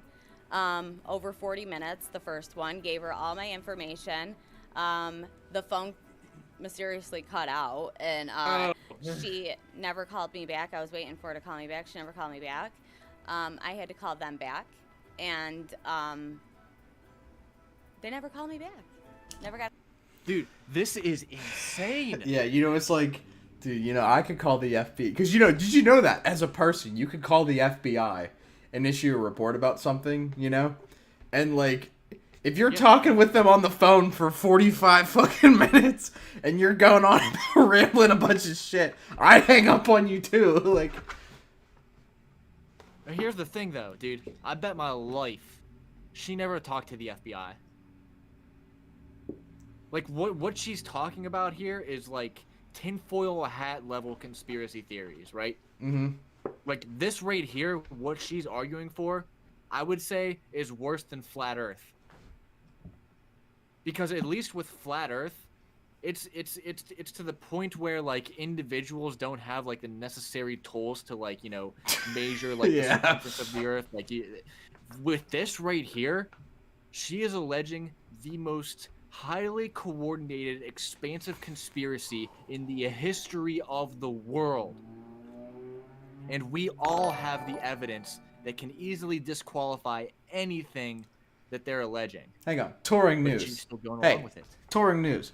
Mwah. Thank you for the follow, dude. Anyone else that's watching is not following, consider following. But hey, appreciate that follow, dude. Enjoy your kiss. Thank you. But yeah, dude, this is dude. I have respect for flat earthers now, dude. Like what they do, they're doing fucking God's work compared to this. It's an art. They turned it into an art. Like they perfected misinformation into an art, and these people can't fucking get it. Yeah, good to cheer you both. Yeah, thanks, appreciate that. Touring news is awesome. Hey, I'll have to give them a follow, and I'll check out their stream sometime on my personal account on Codocracy, my personal ideology, which is basically just means whatever I believe in on whatever day, whatever I'm feeling that day. I assume. Well, let me see if my command worked. /SO. No, it didn't. It's not coming up. Been around Twitch politics for a while. Oh, we're just like brand new. We started like like a couple months ago. Yeah, September 1st. Yeah, dude. I'll have to come check you out if you're a fellow leftist streamer. We're friends with like DeCobbs and SJW if you're aware of them. Hang on, I'll follow you on my personal account right now. Go into your account right now, just because you seem cool. Oh yeah, you got fucking 6,000 followers. Damn. I definitely appreciate that follow then. Just going through the follow section, seeing what's up. Yeah, cool. I'll see you, dude. You don't need my fucking follow, dude. You're golden. You're golden, pony boy. But yeah, thank you. We're just talking about this clearly inebriated lady here trying to build a case for fraud. Oh yeah, I should probably change the stream title. I was actually. No, dude, this counts. This counts. Oh yeah, no, I just wanted to put in something like watching a drunk bitch ramble, like, because that's really what it is, dude. Or like, got too. We have now fits perfectly. Got too nervous, took one too many Xanax bars, and can't fucking form a sentence. All right, let's keep it going. I call back. Still haven't got a call back. And I had somebody else working on it that has a neighbor that's an old FBI agent, and still haven't heard back from that. Okay, so why would you? Hang on, I'm sorry. Why would you hear back from a former FBI agent? Like, all right, beside the point. Going back to the ruling from Judge Timothy Kenny, he writes that your description of the events at the TCF Center does not square with any other affidavits. Yeah. He says that there are. Excuse me, I'm speaking. Please, Thank you. Let's let the representative finish, and then you can. He writes that there are no other reports of lost data or tabulating machines that jammed repeatedly every hour during the count. He also writes that neither Republican nor Democratic challengers nor city officials substantiate your version of these events. The allegations simply are not credible, is what Judge Kenny writes. So my question for you is, you know, you're making claims here today that there's systematic fraud in what's going on in our elections. Are the courts also tied up in that fraud? Let me tell you what I did by accident, okay? I gave Channel 7 an interview that they tied in to that and made me the witness that's uncredible. Guess what? There's going to be a couple behind me that are going to say the same thing I just said. I was working for Dominion, yes. Okay. Something very suspicious too, must I add. Okay. Okay, right? I say this all the time. Why don't we hold conservatives accountable for the batshit crazy things they say? Like, remember whenever I talked about Ted Cruz saying that coronavirus was going to go away as soon as Joe Biden gets elected? Oh, yeah, I'm still, yeah. Oh, yeah, there was... Why are we not grilling him for that? For saying that stupid shit? Or, yeah. Because if you say something like that, that's disqualifying to your career. So let's hold whoever this is accountable for what she's saying, right? Why not? Yeah, like... yeah, because you lie like this, you deserve to have your shit blasted. Like, dude, like this lady, for what she's saying, she's getting up in front of what you said, like a state representative, state senatorial hearing, and alleging the largest, most highly coordinated, fraudulent conspiracy theory in the history of the world. If she's wrong, and she is, she should never be able to hold a job again. She should never be able to take out money for a loan again. Like, ruin her fucking life. We did get vaccine news as soon as Joe Biden got elected. Kind of the same thing. Vaccine news is a little bit different than, like, saying that the whole pandemic would go away. Like, you know what I mean? Yeah, like, Ted Cruz said that, like, COVID would stop being a thing once Joe Biden... Like, he was saying that it was an election tactic to make Trump look bad. And it's all going to go away as soon as Biden's elected. And it's not going to. Like, dude, America's fucking ruined over this dumb shit. Americans are fucking idiots. Yeah, dude. Like literally make her life a living hell for what she's doing right now, right? Yeah. Oh, agreed. 100%. That we were not allowed to wear name tags at all. We were not allowed to talk about who we worked for. They were very secretive. They didn't want anybody knowing anything about them. Why is it that we're not having more people come forward? I mean, it seems like if there was all this widespread fraud, that, you know, we'd have dozens and dozens of people. I'll tell you why. My life has been destroyed. Good. My life has been completely destroyed because of this. Good. I've lost family. Good. I've lost friends. Good. I've been threatened. Good. My kids have been threatened. Okay, that's not good. I've had to move. Good. I've had to change my phone number. Good. I've had to get rid of social media. Good. Nobody wants to come forward. They're getting threatened. Their lives are getting ruined. I can't even get an actual job anymore. Good. I can't. Because Democrats like to ruin your lives. That's why. All right. I know what I saw, and because that's the thing, is like, I love to make this clear, okay? I hate the fucking narrative when people say, like, you know, Trump supporters are, like, dumb, uneducated rednecks, like, you know, like, that kind of shit. This is Trump's biggest fucking base right here. Upper class, suburban white people, alright? These are Trump's most diehard fucking supporters, or bitches like her, dude. And if there was actual substance to what she is saying right here, she would be getting death threats, yes, because if you hold any kind of if you have any kind of like platform in the political atmosphere, you're gonna get death threats, right? That's just part of the political process, right? Getting death threats. Haven't people threatened us, like, on our fucking stream before? Oh yeah, dude, I've gotten death threats on my political Twitter before.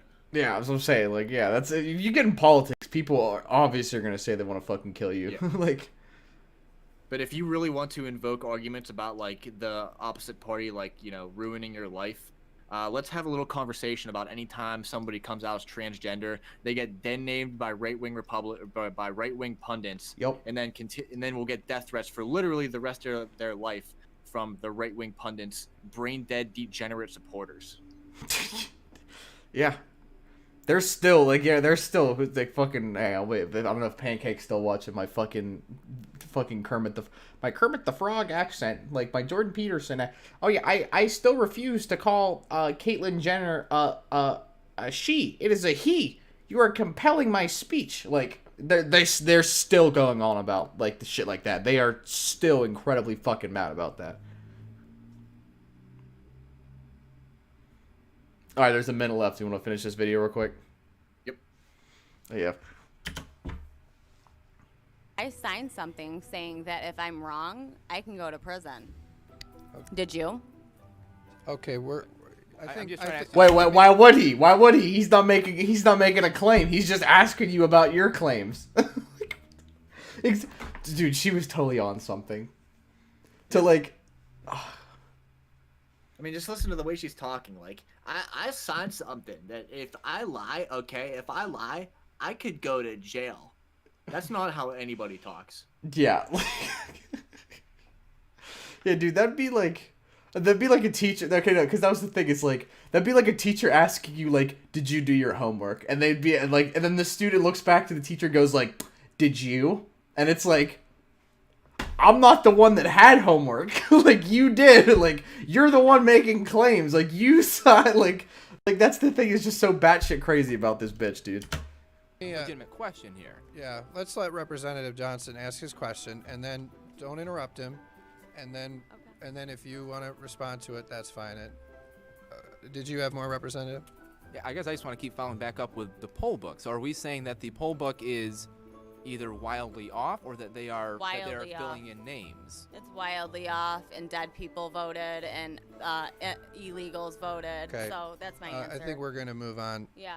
Do you have a point of order? I love how you can What's just your say point of fucking star witness, dude. Star fucking witness. The best. That is the best they have. What? The loneliest elephant in the world was rescued. What? All right, that's for another time. Don't let me get distracted. Imagine, dude, would you show up to work sounding like that? No. Would you show up at like a college class and give like a presentation sounding like that? No, I'm glad you said give a presentation because I have showed up to a college class. Like, I'm glad you said show up to a presentation, but yes, no. Yeah, no, you wouldn't. So why would you show up to a congressional hearing sounding like that? Or there's voter fraud, okay? And if I'm lying, then I go to jail. So I'm telling the truth. Yeah. Well, no, actually, you're not, because she only signed an affidavit. She didn't testify in court yet. So affidavits aren't legally binding until they're introduced into evidence. Yeah. No, they're civilly binding. So like, if you lie on an affidavit, like the Trump campaign could sue her. You know what I mean?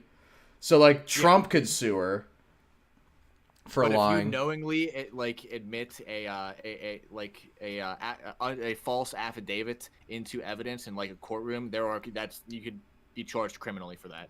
Yeah.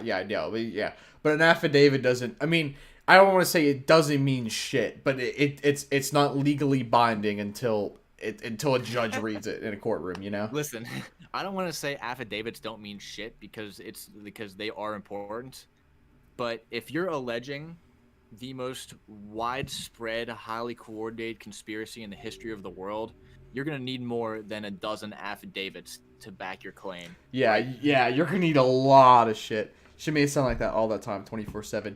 Yeah, that is a good point. She may be one of those people, you know. No, doubt. This is what a mega evolved Karen would look and sound like. Oh yeah, what's that fucking stone you give Pokemon, or the thing you give Pokemon to make them evolve? Dude, she took 1 million of those. She's the type of person who would climb over a glass wall to see the other side. I like that. Girl, what was I saying, guys? Right at the beginning.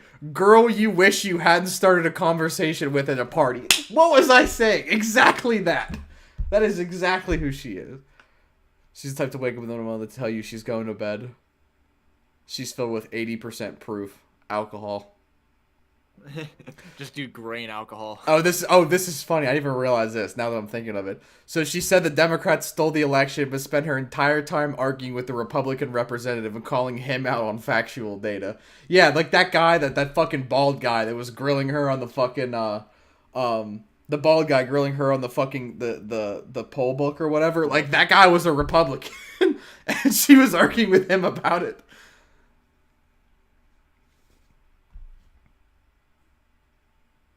Yeah, these guys, they're on your side. When she's accusing the representative for being Democrats and sabotaging anything, while most of them sitting there were actually Republicans. When Karens transform into Super Saiyans, yeah.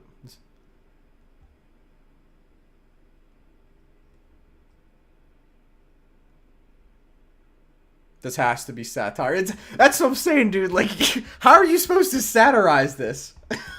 You can't. Like, yeah, dude, this is already a joke. Like, there's absolutely no way, and you could make an SNL skit out of this. Yeah, cause think about it, cause like it was easy to it's easy to satirize people that just like are kind of dumb, and you just kind of exaggerate them being dumb. But like when somebody just shows up drunk into a fucking hearing, like what is there more to do? Well, what would be like the surrealist take, or the surrealist representation of this? Like she fucking like waddles into the courtroom holding like a bottle of Jack Daniels or something. I mean, yeah, that's what you'd have to do is like make a fucking skit with her, like, or her like, I don't know, taking a shot like at the bench there. Like, yeah, I don't know, dude.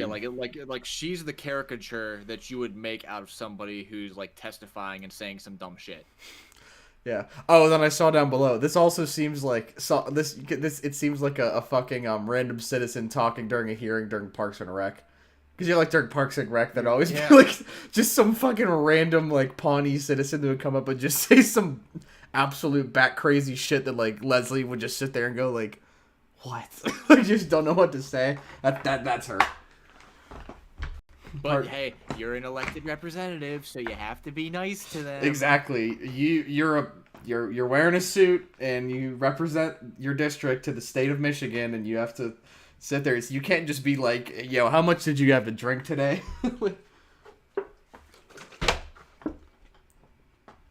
Yeah, because dude, if one of those representatives up there said like, "Ma'am, are you intoxicated?" She'll go, "How dare you?" Yeah. How dare you accuse me? And then his career's over. Yeah, in the voice of the girl that you regretted started to talk to at a party, going, "How dare you accuse me of that?" Yep. So then, do you want to watch this Donald Trump clip here on Twitter? Oh yeah, shit. The one ZZ sent him? Yep. Yeah, ZZ. What you got for me, Chief?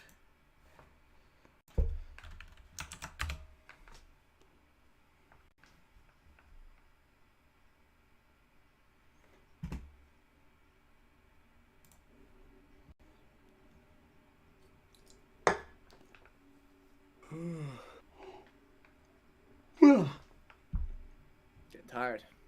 Yeah. But yeah, dude, I highly doubt she sounds like that 24/7. Yeah, ZZ, if you're still here, I'm excited to see what this is, because I'm so ready. When did this come out? Yesterday. I think this was from his rally in Georgia.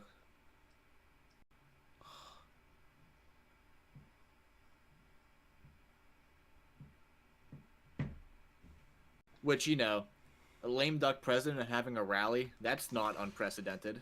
Yeah, I say that's odd. You don't hear that happening often. Yeah, because normally we'll never give in. I was saying, because normally during this time, they're worried about ensuring a smooth transition. Obama wasn't holding rallies, in fucking December of 2016. He was fucking meeting with Trump on a regular basis to work on a transition. All right, let's see what he's saying. We will not bend, we will not break, we will not yield. We will never give in, we will never give up, and we will never back down. We will never, ever surrender. Because we are Americans, and our hearts bleed red, white, and blue.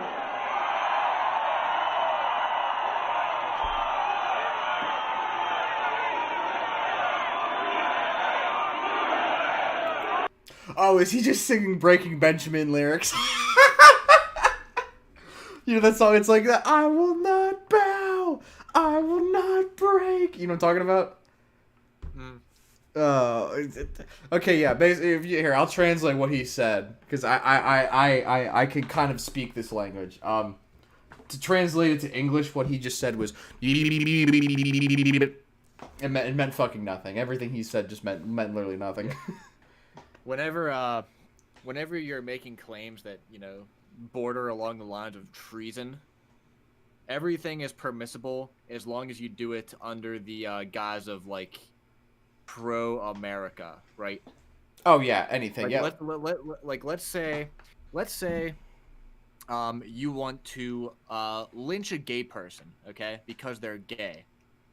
If you do that, that's a heinous act, right? That's inherently a heinous act, morally indefensible.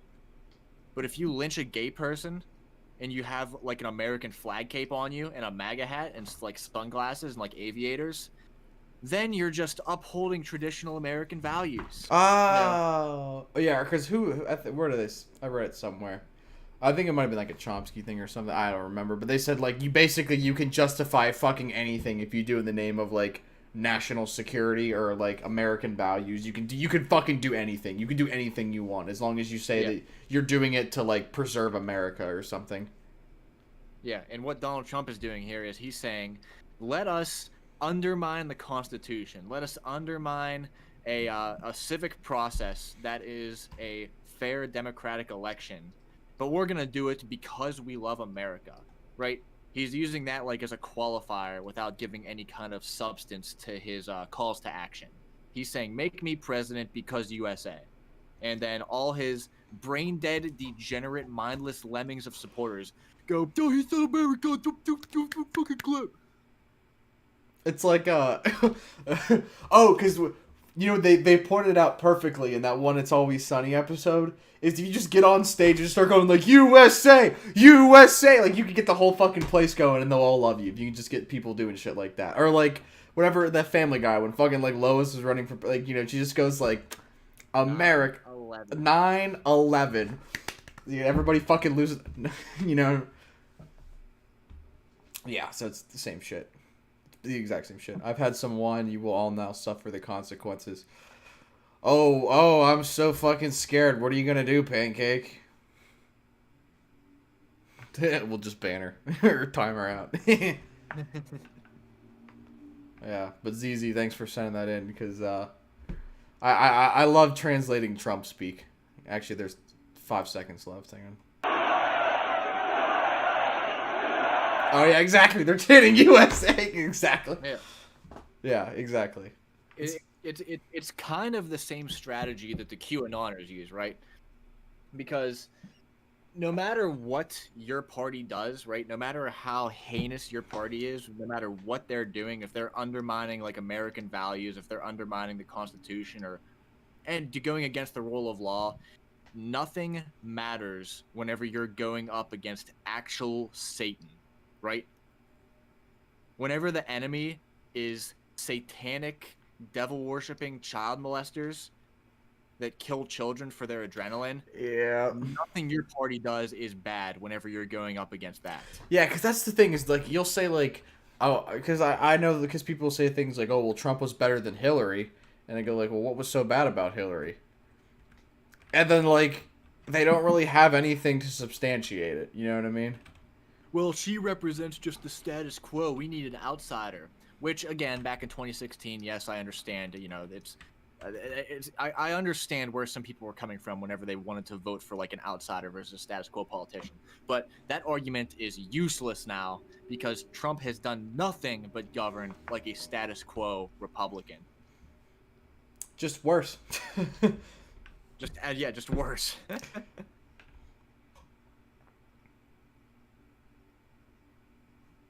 Yeah, the emails, right.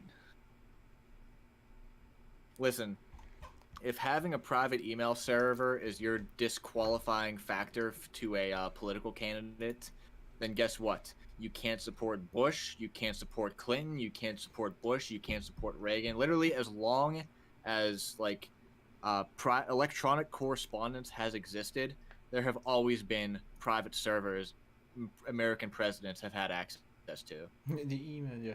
Oh yeah, I also noticed, yeah, nobody's wearing a mask except this bitch right here. Yeah, but nobody's wearing a fucking mask there.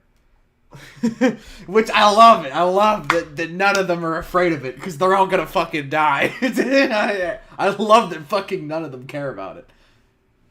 Yeah, dude. Because anecdotally, because who were we talking about? I think I saw it on Twitter. We were talking about it once. Is man, if only Trump had 200,000 like elderly people, you know, alive today that could vote for him. Man.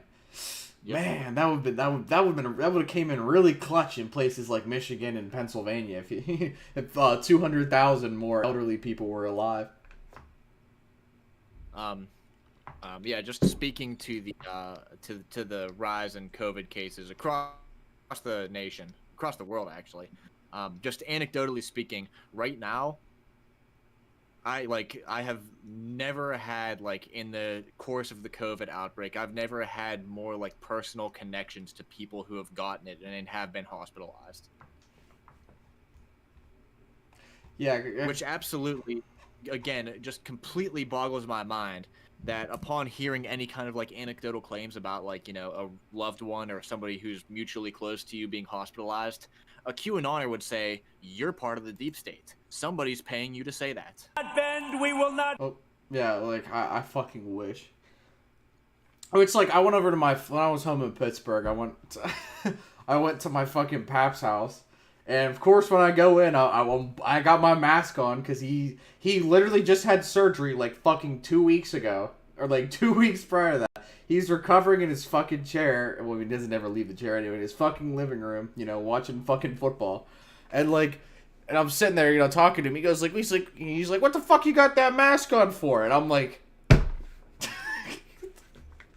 you want me to kill you? And not kill you? Do you want me to kill you?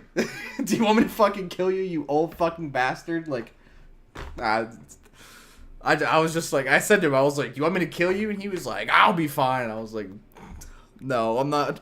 I was like, no. I told him, I was like, no, because I don't want to have to be the one that everybody's pointing fingers at at your fucking funeral. Because no matter what I say, it can't be like, well, fucking Pap did. He said he didn't care. Like, no. You fucking idiot. I'm wearing a mask in your fucking house.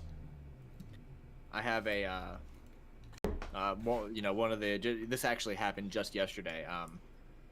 My mom's aunt, she has a husband, and he's like a hardcore Trump supporter. Like, he calls people libtards on Facebook. He's constantly retweeting like QAnon conspiracy theories. Like, he's really dug in and entrenched in like the pro-Trump Republican movements. This is the one from Colorado. And, huh? It's the one in Colorado. No, the one from Colorado is like a family friend. Oh, okay. And so this dude, of course, being a Republican, he didn't take COVID seriously. He thought it was real. That's an important distinction to make. He didn't think like it was some kind of hoax. He thought it was blown out of proportion, but he didn't think the virus itself was like a democratic hoax. But he didn't take it seriously because of because of his political alignment. And he got it. And now he's in the hospital. And my great aunt also has it. She's not in the hospital. She's doing okay, but she has lupus. She has an autoimmune disorder. They could die. Both of them could die because he fucked around and found out. Like because of his political allegiance. Yeah. And it's just the thing because it's like, it's just ironic is that like his supporters are the ones that are fucking dying from it. You know what I mean? Mm-hmm. And they're the ones that don't care. Like, fuck around and find out. Like, and here's the thing though. This kind of like paradigm that we have going on right now does bring up like a good like philosophical question about, you know, morality.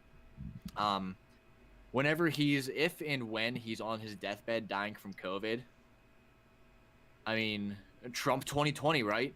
Like, do you feel bad for him? Like, are you in the moral right? Or not, I shouldn't even say moral right. Are you in a morally defensible position to kind of like sit back and revel at his death?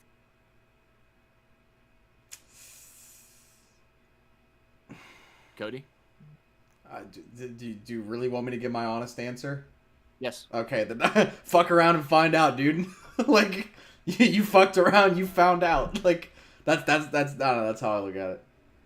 Yeah, I mean, here's the thing that I'm kind of stuck on, all right? Because me and Cody, like I said, on last Sunday, me and him had like an hour-long conversation whenever he was driving back to Iowa. Some of these people, some of Trump's supporters, are honestly just idiots, and they've been duped by a con man. So you could make an argument that they are where they're at, not on their own account, but just because they are susceptible to being persuaded by these con men that viruses don't exist. Yeah. Oh, hang on. Wait. So to what degree do you hold them accountable, their personal misfortunes, as a result of their political leanings? Yeah, because I guess it's always the same thing. It's like typically like whenever bad things happen, like in the military or something, you know, it's usually the officers that are held responsible. Like it's very rarely like the individual soldiers. You know what I mean? It's usually the people giving the orders are the ones that are held responsible. You know. So I guess that makes sense, you know. They're like the fucking idiots that follow him, you know. They're just kind of doing what they're told in a way, you know. Like you know what I mean. They're just kind of taking orders, I guess, and they just seem like the natural people to take orders. And ZZ, spread within a household is the most common method of transmission. You're right. So yeah, I did see that. You are right, because as I said, when I went to my pap's house, and he's like, he just had surgery. He's like, what the fuck you wearing that mask for? And I'm like, I'm wearing it for you. Like, idiot. Like, I mean, he is kind of a dumb old bastard, but like, I was just like, I'm wearing it for you. You fucking idiot. Yeah, because I mean, honestly, me personally, I think I've already had it like twice. I'm not so concerned about myself, right? Because I'm 22, right? I'm in peak physical condition, right? Like nothing can take me down. But what I am afraid of is that I will act as like I'll act as like a biological transportation system for coronavirus from some old fucker to my own parents, who are much older than me and therefore more susceptible to dying. Yeah, and it's like, it's like I've always said, dude. Like, if I get COVID, I submit my fucking test to work, and I get 2 weeks paid off from work to recover. Like, if I get COVID, I get to sit on my couch and fucking play PlayStation for 2 weeks and do fucking nothing. Okay, like that's what like. Older people like and I'm doing my diligence, you know, trying to distance and wear masks and shit. I literally only leave like to go to the fucking store, like, you know what I mean, or like to go to the gym. That's only a couple days a week, you know, but like, and even then I'm wearing a mask and I have distance and everything. But like, and there's like I'll go like I went to like a fucking barber shop like it was back over the summer, and there was like some old guy when I was like when they were finishing up my haircut, some old guy came in. They were like, "Oh, you need to put a mask on." He was like, "Why?" And he was like, "It's not the law here." Like, and she's like, "Well, it is in the city of Des Moines. Like, it's not in Iowa, but it is like in Des Moines, you know." And he just kept throwing a fucking fit about it. Like, he was like, I don't know if I have to. Like, you know, like I think it's my right or whatever. And she was just like, all right, then leave. Like, we're not gonna serve you then. Like, he's like, you're turning away my business over a mask. And she's like, yeah. Get out of my barbershop. Like, like, yeah. And it's just, I'm like, and I wanted to say to this dude, I'm like, dude, if you get it, you're gonna be in the fucking ICU.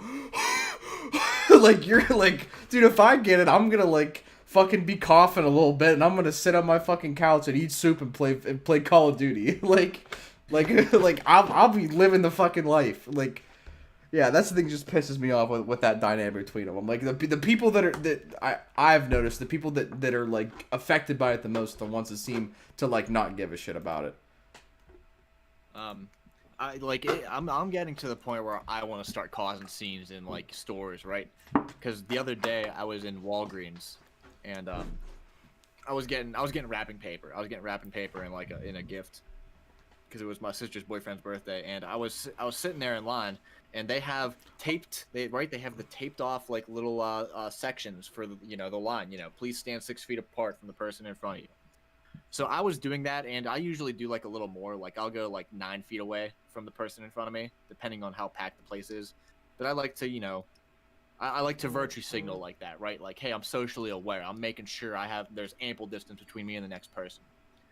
So I'm standing there with my mask on, waiting in line, and this dude who absolutely looks the part, gets right on my ass without a mask on. Him, his wife, and his little kid, all no masks, right like a foot behind me. I kept my cool. I stepped forward a little bit. I closed the gap on the person in front of me and me a little bit, to the point where I was probably like 5 or 6 feet away from them, and they kept getting closer. Dude, how did you keep your mouth shut? I would have turned and said, "Dude, get the fuck away from me." Like, I was thinking in my head, like, at what point do I turn around and say, "What the fuck are you doing?" Yeah, like, dude, everybody is socially aware to the extent that you know what the fuck you're doing right now. Yeah, you're calm. I don't know. It's okay. Wait, Pancake sent a paragraph. My dad works in a hospital and brags at the COVID ICU at his hospital. He has one person, and he fails to mention that only one hospital, and it's an area of town where people probably can't afford to admit themselves anyway. Yeah, true. Oklahoma ain't the wealthiest place in America. But yeah, dude, I'm getting to the point where, first of all, I glare at people who don't have masks on. Oh, I did too. I'll stare them down. Dude, did I tell you the story whenever I was in Slippery Rock? No. Oh, so Cam and I went into Sheets. My old roommate and I. We went into Sheets in Slippery Rock, and it was Sheets on a Friday night in Slippery Rock. So of course, because we were just getting a fucking case of beer, and of course we had to wait in line for like 10 minutes because everybody and their fucking mother was getting food, because it's Sheets on a Friday night in a college town. But and like there were people not wearing masks. Like he was like. Yeah, he's like, yeah, people usually don't wear masks in here, but like they're doing okay today. And I was like, yeah, whenever I see people without masks, and I pointed to people and like they were looking at me. I was like, yeah, when I see people without masks, I go dipshit, dipshit, dipshit, dipshit. I was like pointing around. There was like everybody was fucking glaring at me. But like I don't give a fuck because I don't go to school there anymore. I don't have to see anybody there anymore. I was just stopping in to get drunk for that night. My gym doesn't require a mask, but I wear one anyway. Yep. I'll say actually no, my gym just started. Like, literally within the last month, they finally just made it mandatory to wear a mask. And then, of course, like, there's some guy who's, like, fucking squatting. And, like, there's somebody that, like, it's, like, walking around, making sure people are... They're also, like, re-racking weights. Because there's a lot of people that, for some reason, think that they don't need to re-rack weights or anything. And they'll leave an insane amount of weight, like, on the fucking bench for people to fucking take off for them.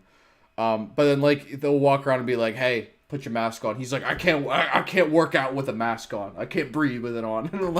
And then meanwhile, I literally see people running on a treadmill with a mask on. I'm like, are you fuck?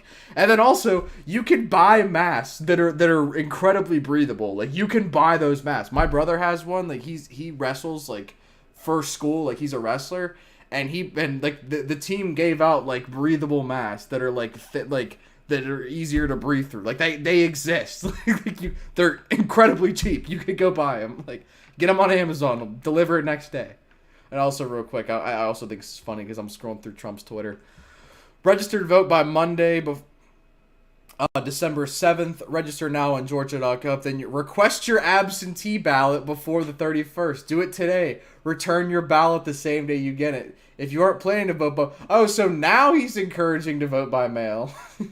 Oh, funny turn of events. I thought mail-in ballots were all fraud. Listen, if we got any like Republicans just kind of like lingering in chat, or if there's one that's like a couple popping in here or there, I have a message to you directly, right? Not only are mail-in votes fraudulent, but the entire system is rigged, right?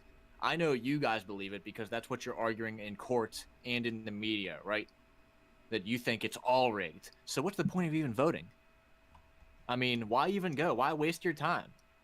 Like, just sit it out. It's so fraudulent, dude. William Barr, dude, Sidney Powell, they've all got like these massive piles of evidence to support their claims, and it's all going to come out eventually. But it's important you abstain from voting because that will help them. That will help them vet through the fraudulent Democrat ballots.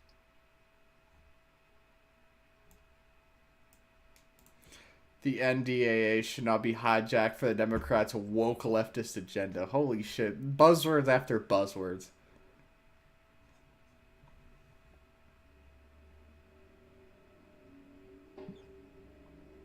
Oh, shit. Well. Yeah, you ready to about wrap it up for tonight? We gonna put you I'm about ready to wrap it up. You gonna play some Cold War? Yeah, I might get on Cold War. Do you want to play zombies? We haven't played zombies yet. No. I genuinely do not. Why not, dude? Don't you actually want to relax and have fun and not fucking get your fucking sweatbands? I'm gonna buy like one of those fucking Adidas sweatbands to put on my head for whenever I'm playing Cold War multiplayer. No, I want to get online and just rip through some little kids so that way I know I'm better than everybody. Okay, fair enough. I can respect that. All right, well, hey, chat. We're gonna throw you over to Dakabibis. Actually, I think SJW is streaming. All right, we'll throw you over to SJW. Actually, let me confirm because we always send it to Dak. I want to see if we could send it. Yeah, he's streaming. He's streaming.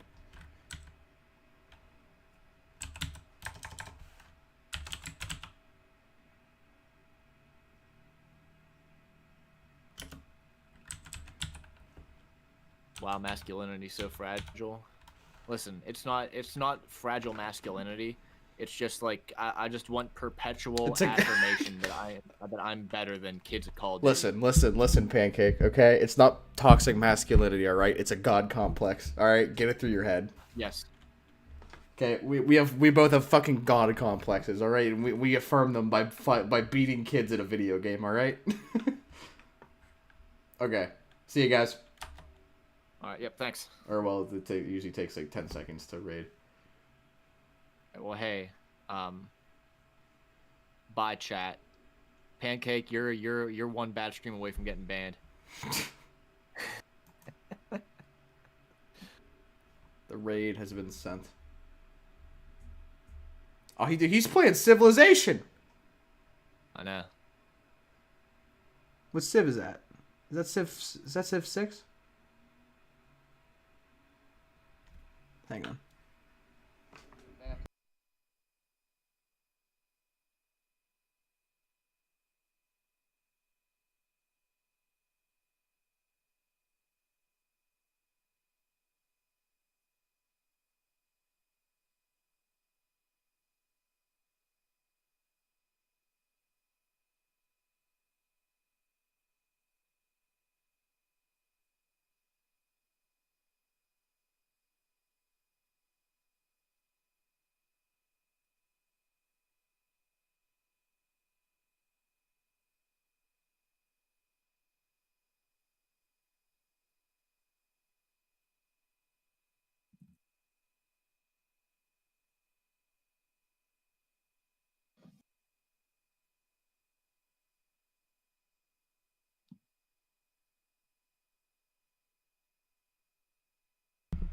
Okay, I'm back. Sorry. Just wanted to comment on this shit. Yeah.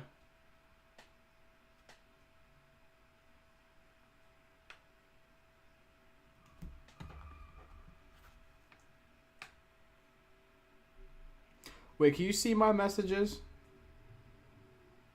that I sent to him? Where at? Oh, no. Hang on.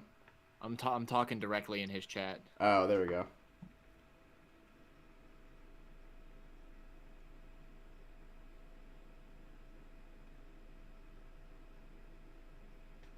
Alright.